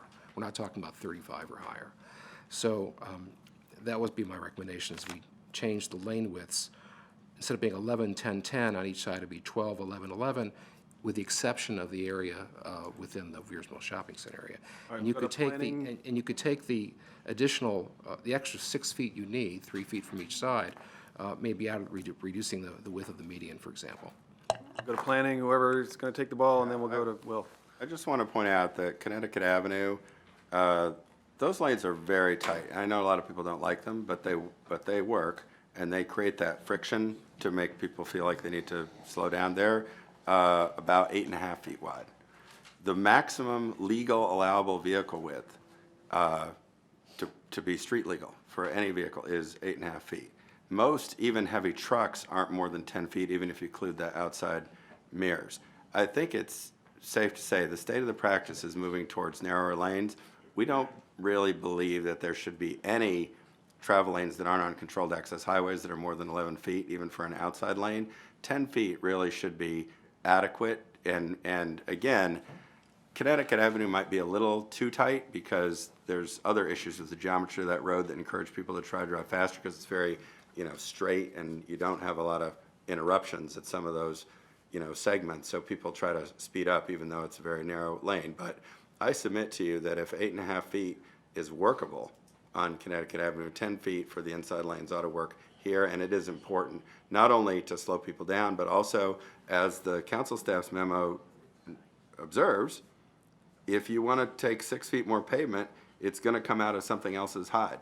It's going to come out of the sidewalks, the landscape panels, the median refuge that we just talked about. That's so important for people who are going to have difficulty crossing the street in the signal light cycle. It's going to come out of bike lanes. It's going to come out of a BRT station. All those things. Talk about trade-offs. We've been talking about trade-offs all morning, but here is where it is the most directly a zero-sum game. If you take 1 more foot, 6 more feet, whatever it is, it's going to come out of other things that I think, all agree are priorities in this plan.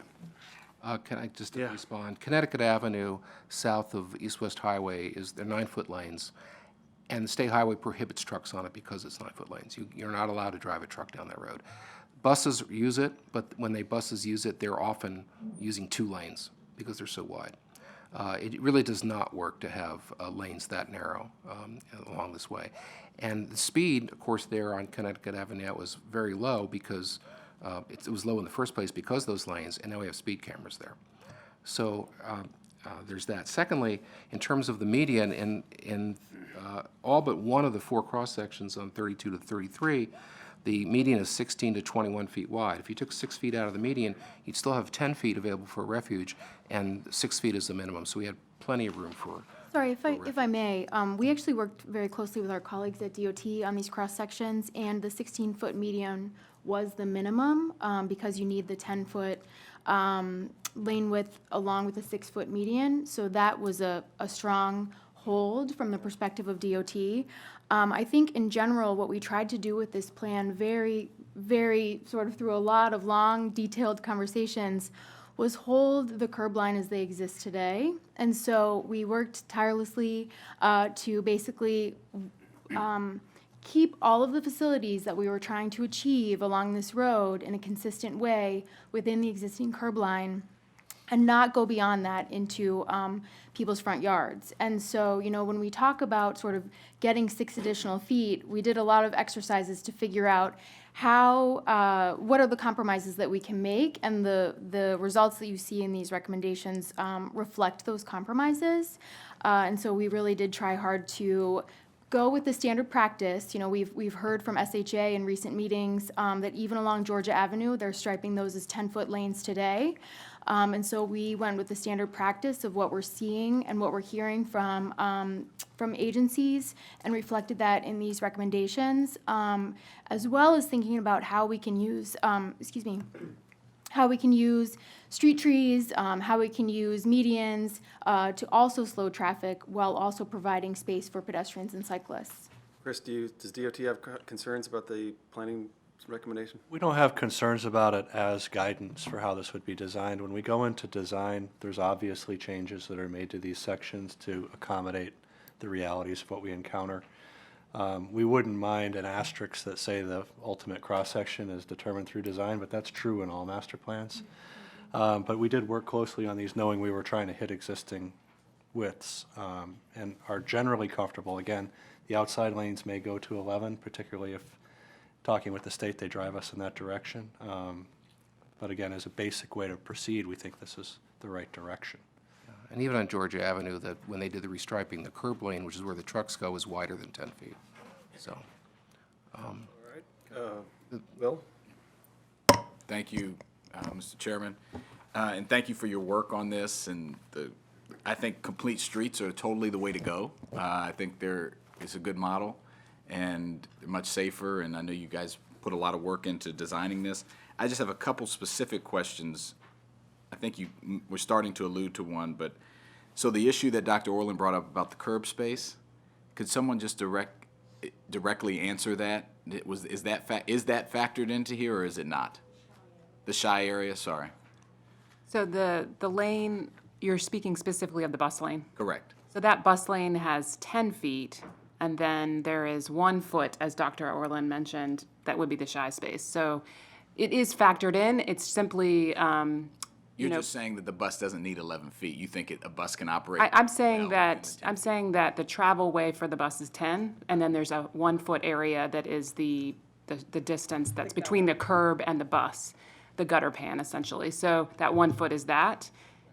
I do want to emphasize that once again, AASHTO, which is the American Association of Transportation Officials, is fine with this type of design. So once again, we should feel comfortable. This is safe. This is done all over the county and urban areas where we have buses and trucks. And this width, yeah. So this is not a radical proposal. This, I think Jessica explained that we work closely with DOT because we wanted to make sure that it was safe and that it was something that we would do in other parts of the county too. So I just want to put that in there to maybe ease some concerns. Is it in outside of urban areas, is it, when we have the speed of 35 or higher, is it appropriate for a width this narrow? So we have areas, perhaps another example may be Georgia Avenue, but also Maryland 355. that traverse urban areas that allow these widths. Yes, But they also go through suburban areas as well. So to give you an example, Maryland 355 goes through Grosvenor Metro Station, it goes through White Flint, it goes through Shady Grove. We allow these widths at all of those metro stations. and that's right, those are Yes. urban areas, those are urban road code There are areas. 10-foot lanes on 29 inside the Beltway, between downtown and the Beltway.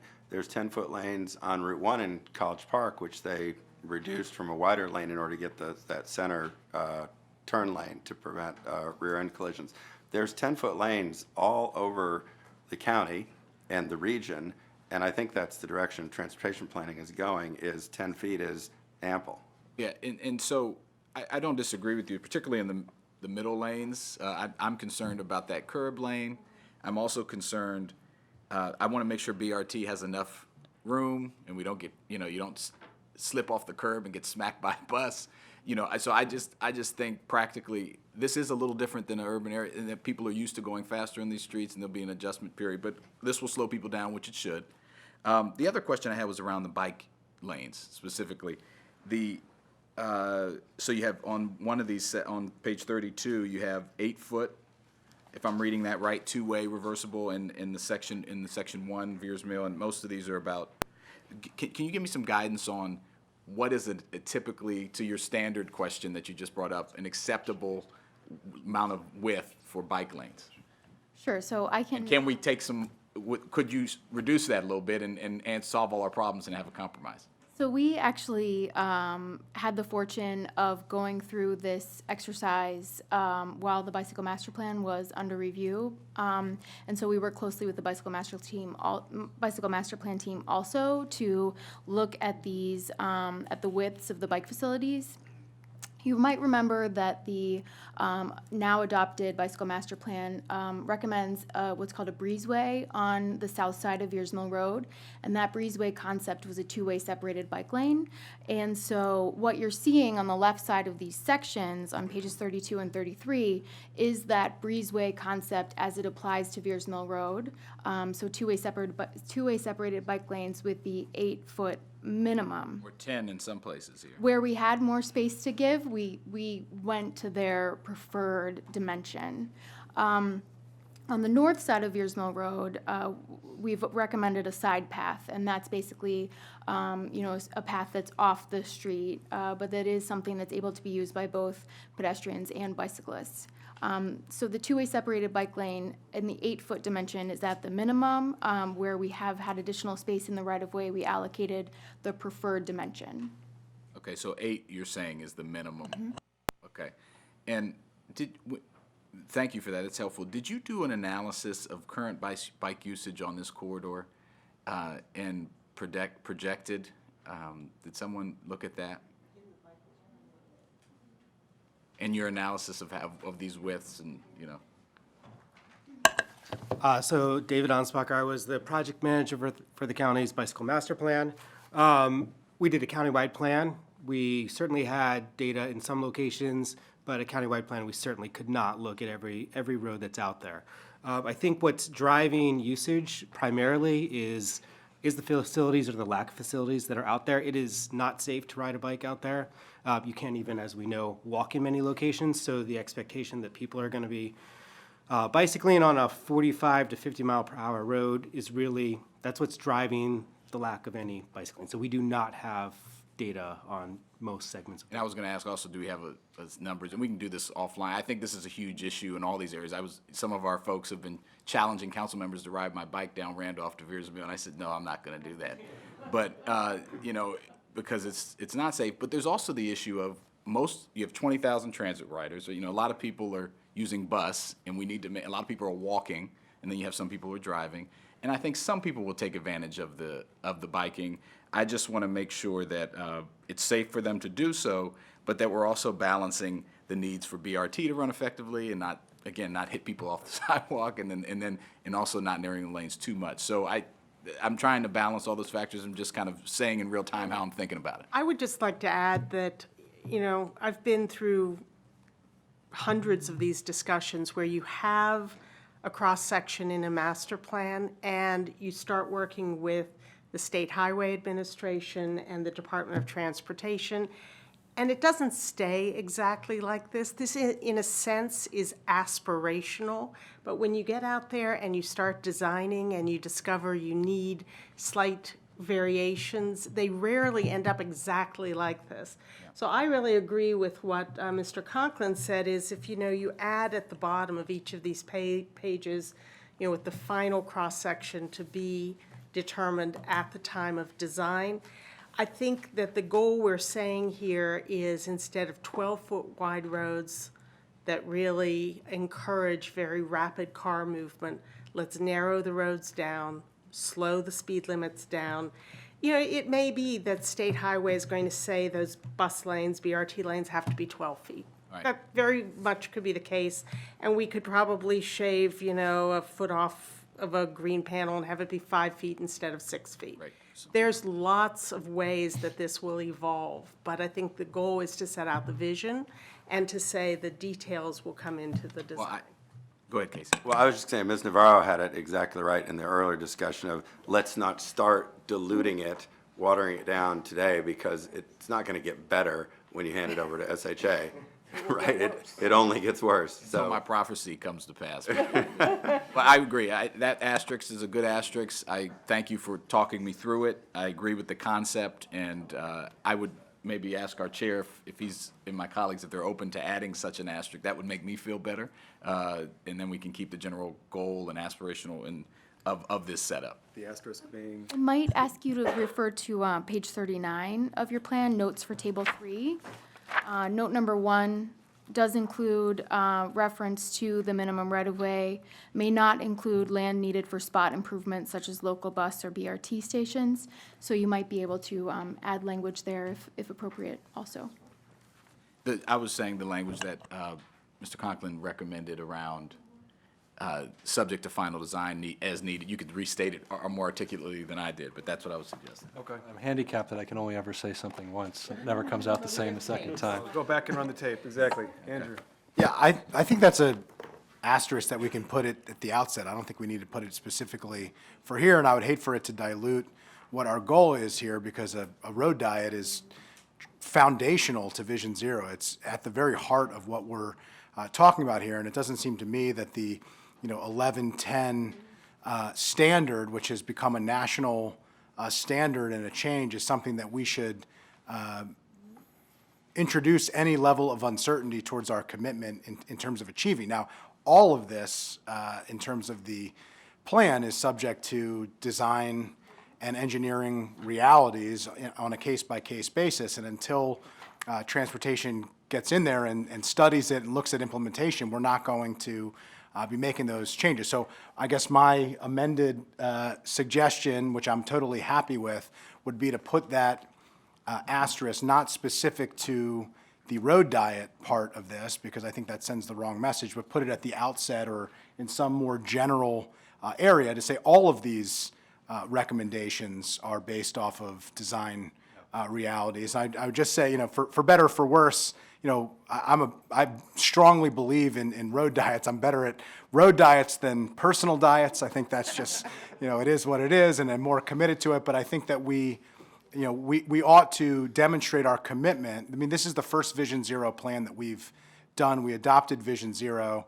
Road diets are probably the most fundamental aspect of Vision Zero and of achieving it. And so I don't want to send any signal that indicates that we aren't fully committed to Vision Zero. Also understanding, as Mr. Joando noted, that all of this, based on Mr. Conklin's comments, all of this is subject to design and engineering realities as you get there. So let's move it to a more general, because I think that could be true of every recommendation that we make. It could be added to the paragraphs on page 31 that introduce the cross-sections.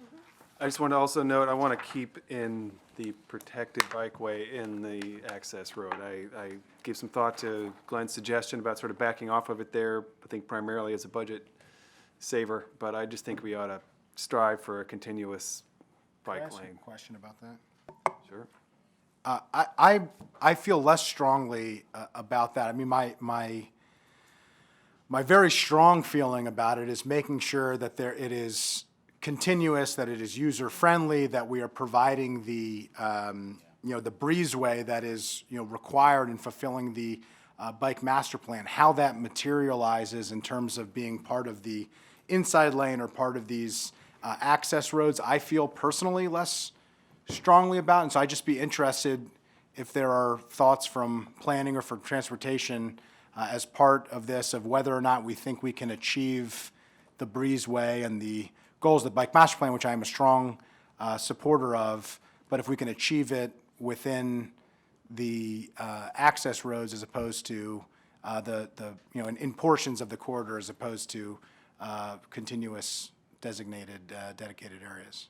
So I think when we were looking at the cross sections and the recommendations, we did look at the idea of contraflow lanes in the frontage roads, as Dr. Orland suggested. One of the challenges with that is that to stripe the contraflow lane and to have the bikeway also in the service road required that we eliminate parking on that service road. Today, the service roads accommodate parking as well as drive-through access. And if you were to stripe a contraflow lane, have a bike lane, you would need to remove the parking to do so. On many of those frontage roads, that parking that's on the service road is the exclusive parking for the property that abuts the service road. So for that reason, we really felt that it wasn't appropriate for us to take away the parking in those locations. Let me make it clear, I'm not recommending that be a striped lane or taking away the parking. The frontage streets are secondary residential streets, they're county streets. They're just like any other street that's in a residential neighborhood. And the idea here is just to use the width now that is available for cars to access those houses, basically, which is very, very low volume, very, very low speed, and allow bikes to be able to travel in both directions.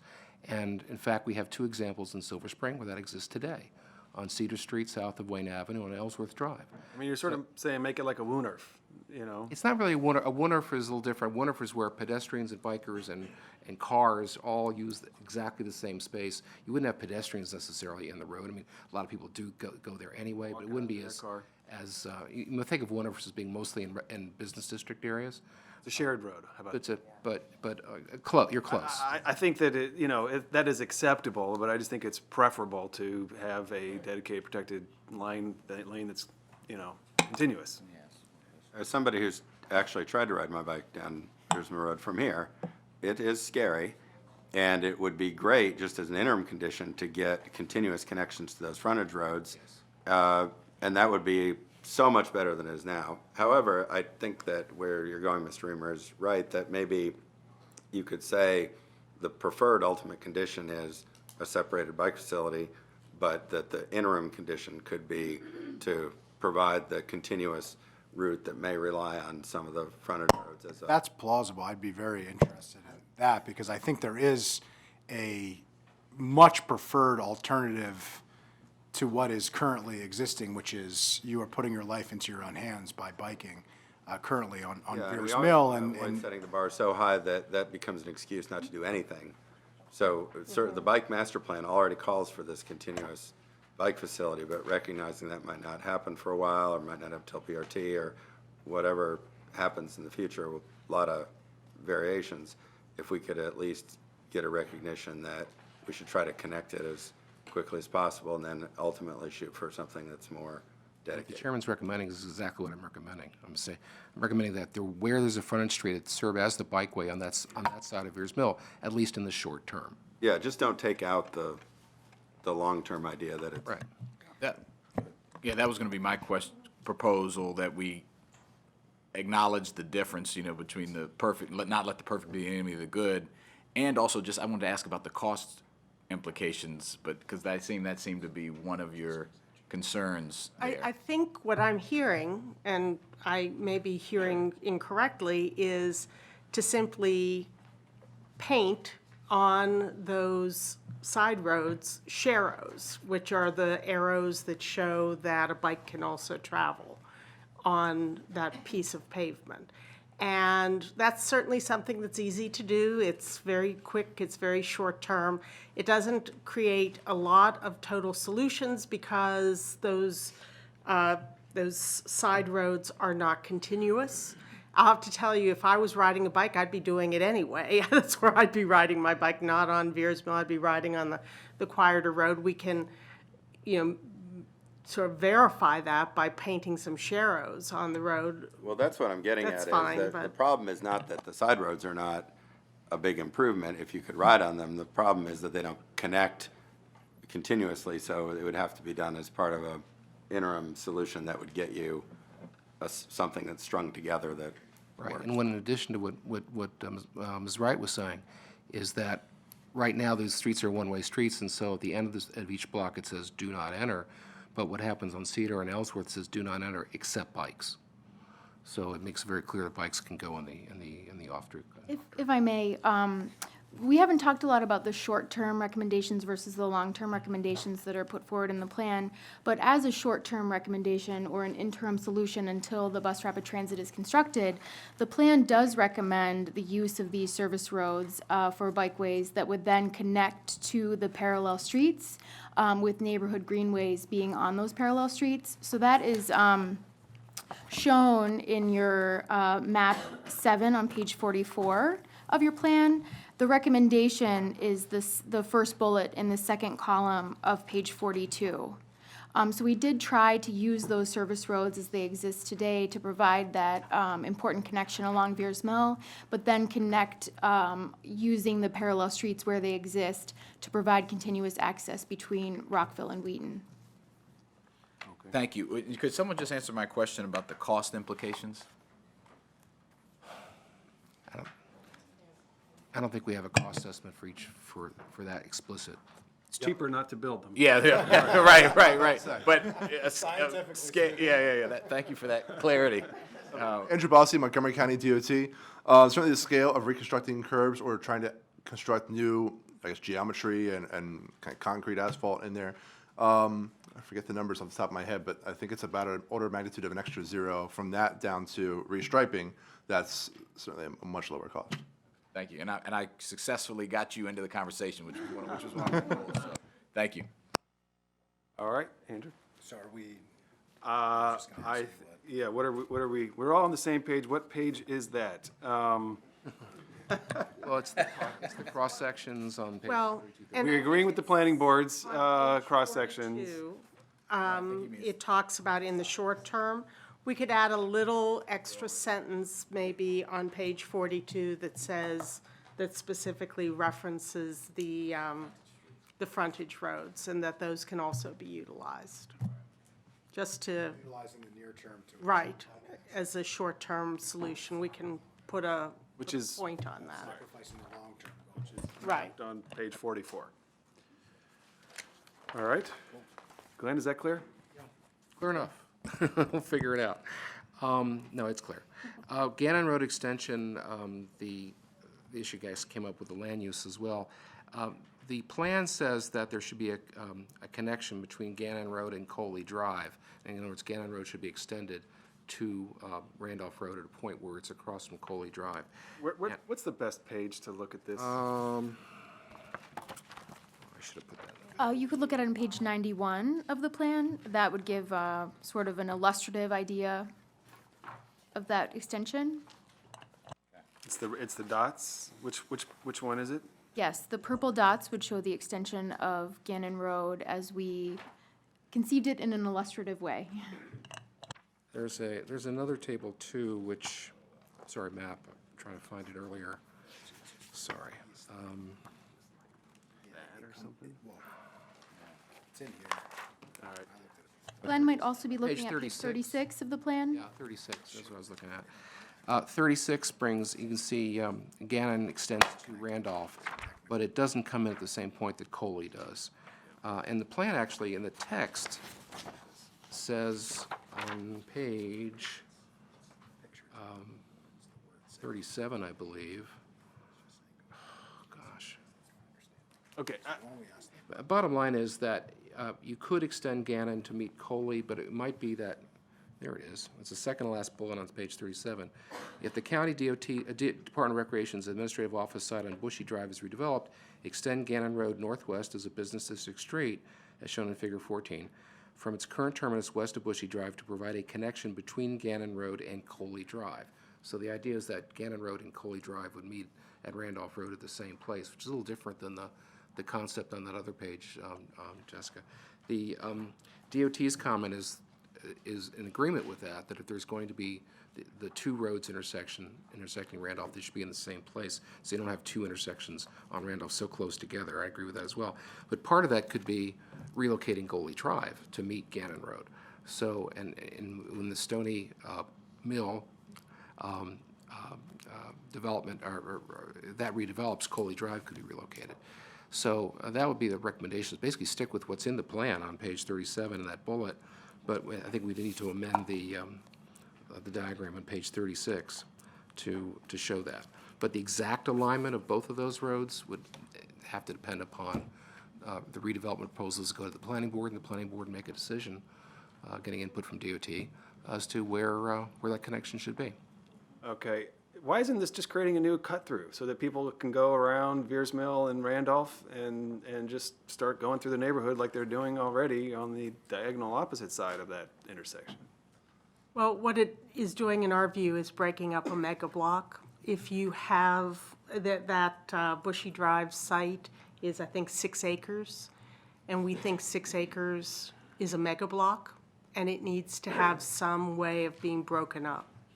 A typical block is 2 acres in size. When you break it up, you're essentially inviting people to drive through the neighborhood to get around this intersection. It's not. Well, I mean, we actually, one of our fundamental, again, beliefs in new suburbanism is that you create grid systems of streets. When you created Pike and Rose, you were creating a grid system of streets that lets people use some other streets to get around intersections that they may not like. And as the whole grid system builds out in White Flint, that's going to be true. So I think our goal here is to create a grid rather than have mega blocks with everyone surrounded by very high traffic wide I guess I roads. get that. My feeling about this is if the county wants to build this and decides it's really important, okay. I wouldn't put this on the back of any potential development there. I'm very concerned about that. So I find it to be on the margin because I think as much as it creates a grid, you're creating a grid at a very congested place, which then has other impacts. And That's where we need them. I think that you're, but if I may, you're recommending getting rid of this exact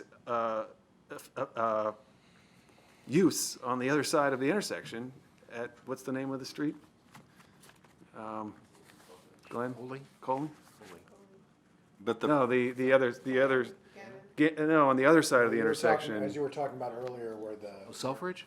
Selfridge, I think, yeah. I wasn't getting rid of Selfridge, it was just that there wouldn't be the cut-through route for people making a left turn going north. You'd still have Selfridge. I think you can't underestimate the importance of being able to get access to pieces of this broken up block without going through the existing main. Well, any development's gonna have to solve that problem. But if you don't put this in the plan, we've seen this a million times. Applicants don't want to build new street connections because they cost them money. Even if whether the cost is huge or the cost is marginal, they don't want to do it because from their point of view, they'd rather just develop their site and do what they want to do without incurring any additional public infrastructure costs. If it's not in the plan, they will push back hard and it will be very difficult to get any.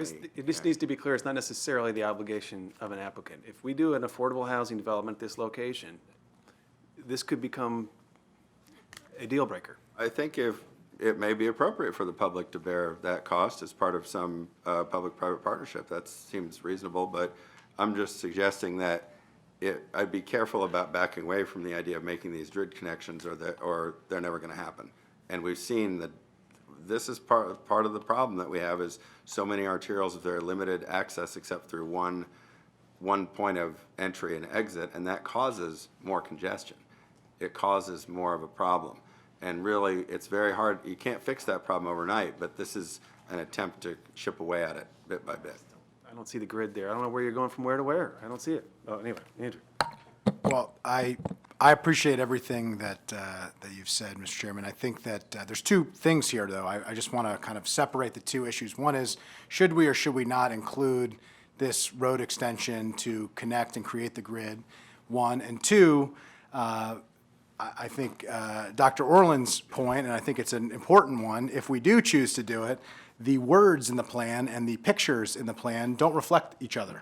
The words say connect, and the picture doesn't connect. It comes to meet at two different points and creates, instead of a mega block, it creates a mini block, which is not conducive to pedestrian connections and safety. So I think, one, I would just like to have before we get into the broader kind of philosophical question of whether or not we should or should not have this in the plan, and whether that was, I read that as a technical mistake, that the drawing was done wrong.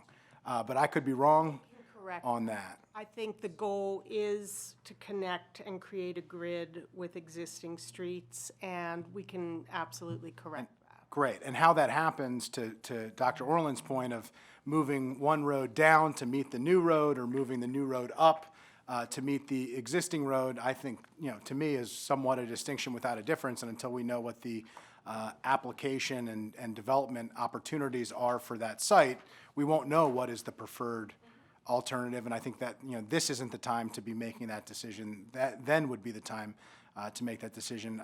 What I would say is, in terms of the need for the road, I do think we should include that, and I do share the planning board's questions about creating mega blocks. I do think that it's a if we're focused on pedestrian safety, having a 6-acre site without legitimate pedestrian access is not a reasonable policy goal to set in terms of the way that this site is set up. But I do share very strongly Mr. Reamer's point about the concerns that have been raised about the viability of affordable housing there, if that is the route that we go in. My view is that the county should pony up for that site if we view it as important for that road connection, to allow for the market, to allow for potential for a large amount of affordable housing to meet that broad social and community need and county priority. But I don't think we should take it out because we want affordable housing. I think we should leave it in and commit to it, because that's the cost of providing. I don't think that we should not put a road in an area where we're going to encourage affordable housing, which would make it a better place to live. I think we should be making our affordable housing developments the most desirable that we can, in the interest of equity and our overall goals. Since that's our site as a county, we would control. We would have the ability to. Right, and so I think my view is we can certainly include in the plan, just to reflect this committee's and ultimately the council's, if they go forward's goal, that if we want to make affordable housing as viable as possible, and we should, the county should consider funding that, in order to make affordable housing viable in that site, or to maximize the potential for affordable housing. I'd be very comfortable with that. I think we're going to be there anyway, because it's ultimately our controlled site, and we're going to be able to dictate the terms of the use for that site to achieve our broader goals. But I don't think we should eliminate it, because I think that sets the wrong precedent, that in order to make affordable housing happen, in order to make the marketplace happen, we're willing to give up on certain aspects that I don't think we otherwise would be willing to give up at a market rate development with another type of applicant. I think that sends the wrong signal. I don't think anybody shares that view, but that would be my personal view. Is I'm fine with the language. I think we would do it anyway, but we should keep the road, and I hope that the pictures in the ultimate plan reflect the words, which seems to me what the overall goal was, and I think it was a very, very acute catch by Dr. Orland. I didn't even notice that the picture didn't connect because I was reading the words. Others have found that too. It wasn't me. It's good to have it's good to have pictures and words match up. I tell my kids that when I read to them. So agree with that point. I think our development community, we should be good models, and as a government, and if we do want to develop affordable housing on county-owned land, which I think is a great thing to do, and we should continue to do that. If we have to bear some of the costs for making it a great place for pedestrians and connectivity, we should do that. And similarly, our development partners should be able to do that when they want to develop some property and make it pedestrian safe, and so we should be good models in that regard and hold each other to the same standard. So I think we should also include this in there as well. All right, so we'll get some language just kind of keeping the options open. Do I to record that as a 2-1 or 3-0? In favor of, I'm okay with it in there, if that's what you're asking, yeah. Just, I want some language saying that options are open. Does everyone agree to that? Yeah. Yeah? Options are open. As to who pays for what? Very Well, good. the county, I would like the language, if we include language in there, to say that, you know, the county should consider funding the road connection in order to achieve, to maximize and to the potential for development of affordable housing, you know, to maximize that and to achieve the, you know, policy goal Right. for affordable housing.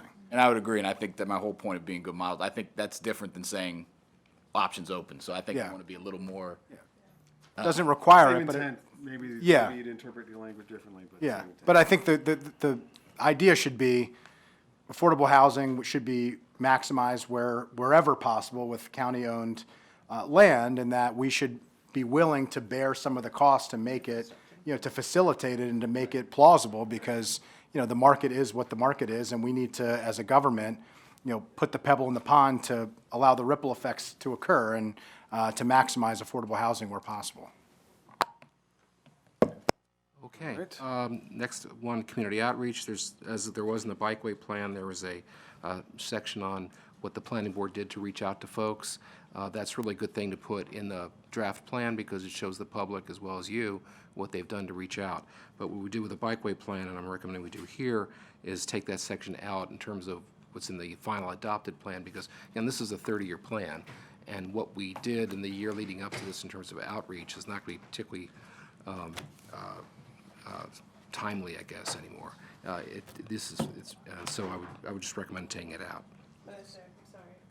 Yes. But isn't there a way to include language that basically acknowledges that? I mean, I think it is important to refer to, you know, outreach, community outreach, and some of the practices that have been used and how we should continue to do that. I mean, I find that to be important. So isn't there a way to include language that refers to, yeah, I mean, techniques may change, and I just don't know why we would take it out. I actually think this is a really good point, and I'm glad that we're talking about it because this is really one of the parts of this plan that make it a transformational plan for Vision Zero and for the county.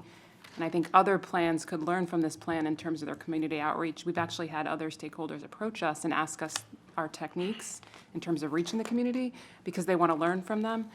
We've been asked to present at conferences about this community outreach. We've won awards. So I don't think that there'd be any reason to take it out of the plan. I think it's helpful for other people. Some of the information might be dated in 20 years. That's true. However, next, several years, it could be very helpful to others that are developing plans.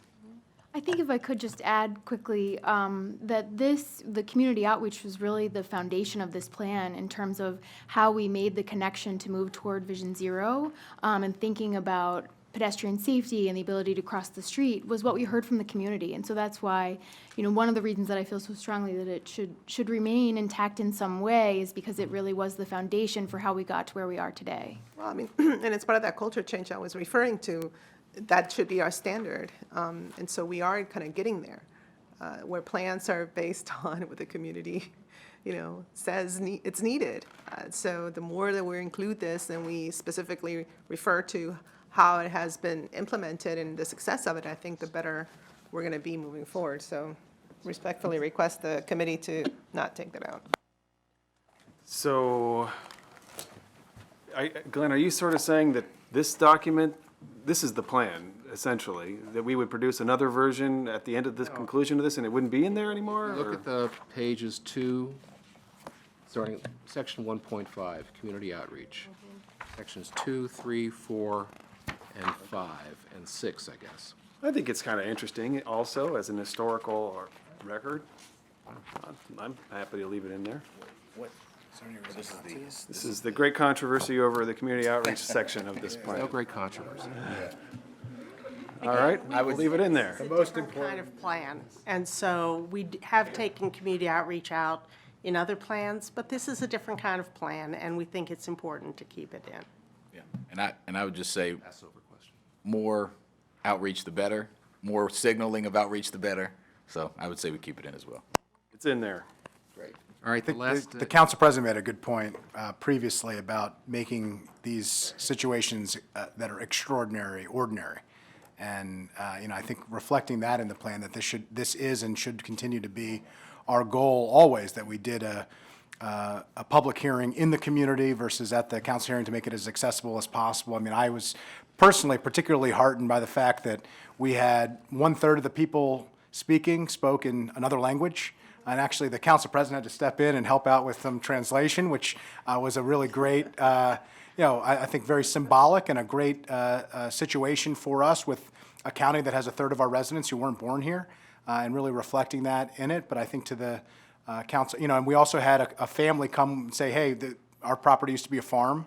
It's now no longer viable. We want to rezone it. Our mother would be honored and touched to see the land use to allow for more families to access the community like our family has. I mean, I thought was that the juxtaposition of the changing demographics and the changing geography and way that the land use and community is, I think was a really amazing reflection of where Montgomery County has been, is, and hopefully will be going and continue to go. And so I think, reflecting that in the plan, I think is appropriate, and making the extraordinary that we talk about and, credit each other for and pat each other on the back, making that as ordinary as possible, I think, to the council president's point, I think is important. Can I make a friendly amendment, since this direction you want to go is you want to leave this in the plan? This only talks about the outreach the planning board did. The council did hold a public hearing in the community. I would suggest adding a paragraph that just talks about that as well. I'll be glad to work and add some language that describes the efforts that were made by the council. Sure. All right. Okay, last issue is the Matthew Henson Trail Crossing. Talked about this earlier. The planning board's recommendation is that in the short term there be an improved at-grade crossing, and in the long term that there be a grade separation. The trail and the road would be in different levels, but it doesn't talk about which is it. Is it the trail over the road or raising the road to put the trail underneath it? Given the costs and the impacts involved, and I get into the impacts, I think by far preferable is to have the trail go over the road, and so I believe the plan should just say that, and not be as vague as saying grade separation.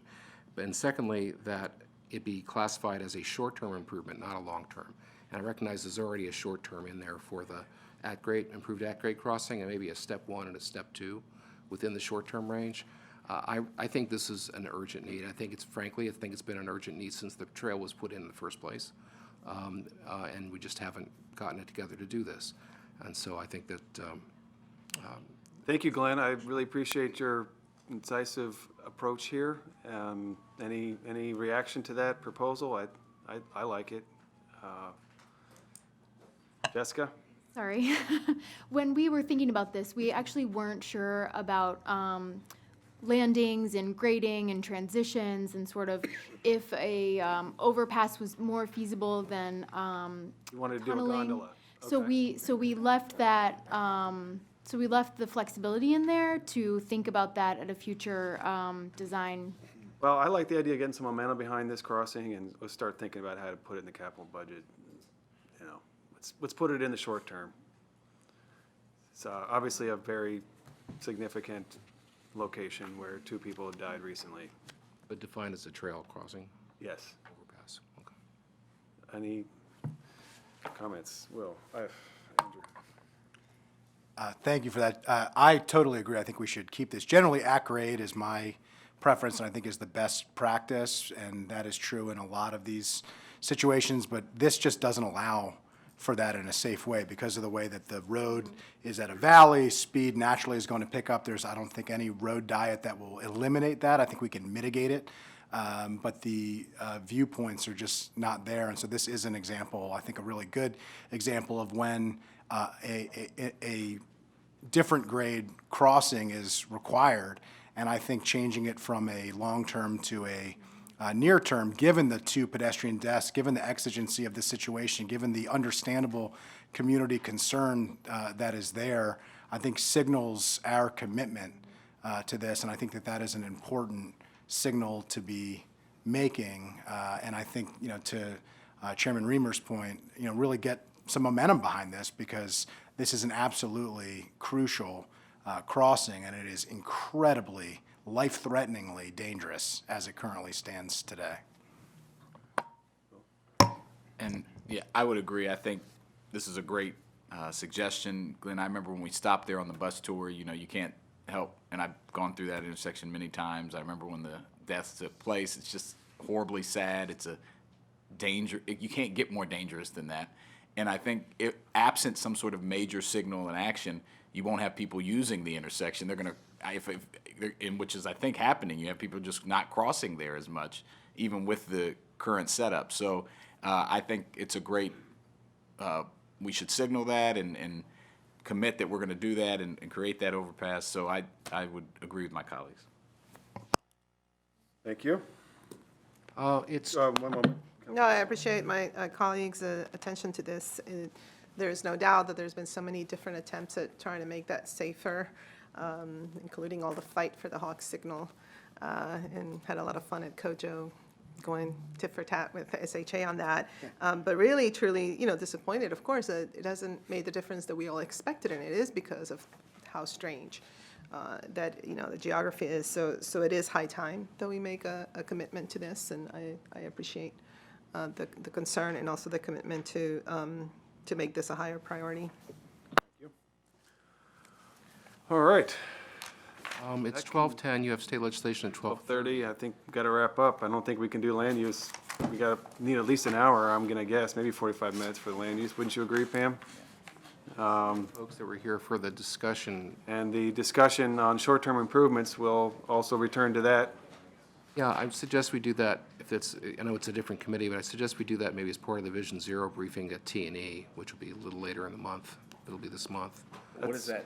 Does that mean we don't have anything to say about it? Or? Well, I do, because I'm on that committee. I'm not. Well, I mean, you should come. I'm okay with it. Look, if we could fit it back here, it is a T&E. You're starting to get into operational changes, so it makes, let's just figure that out. We'll circle back. 2 mornings for Mark, and you may not need 2 full mornings Okay. for that plan, just a thought. Maybe we can use, So, There's other options as well, so we'll look at the schedule. Mark, and I think the confidential. Okay, thank you. we'll just have to figure that out, and we'll let everybody know. Thank you. Thanks.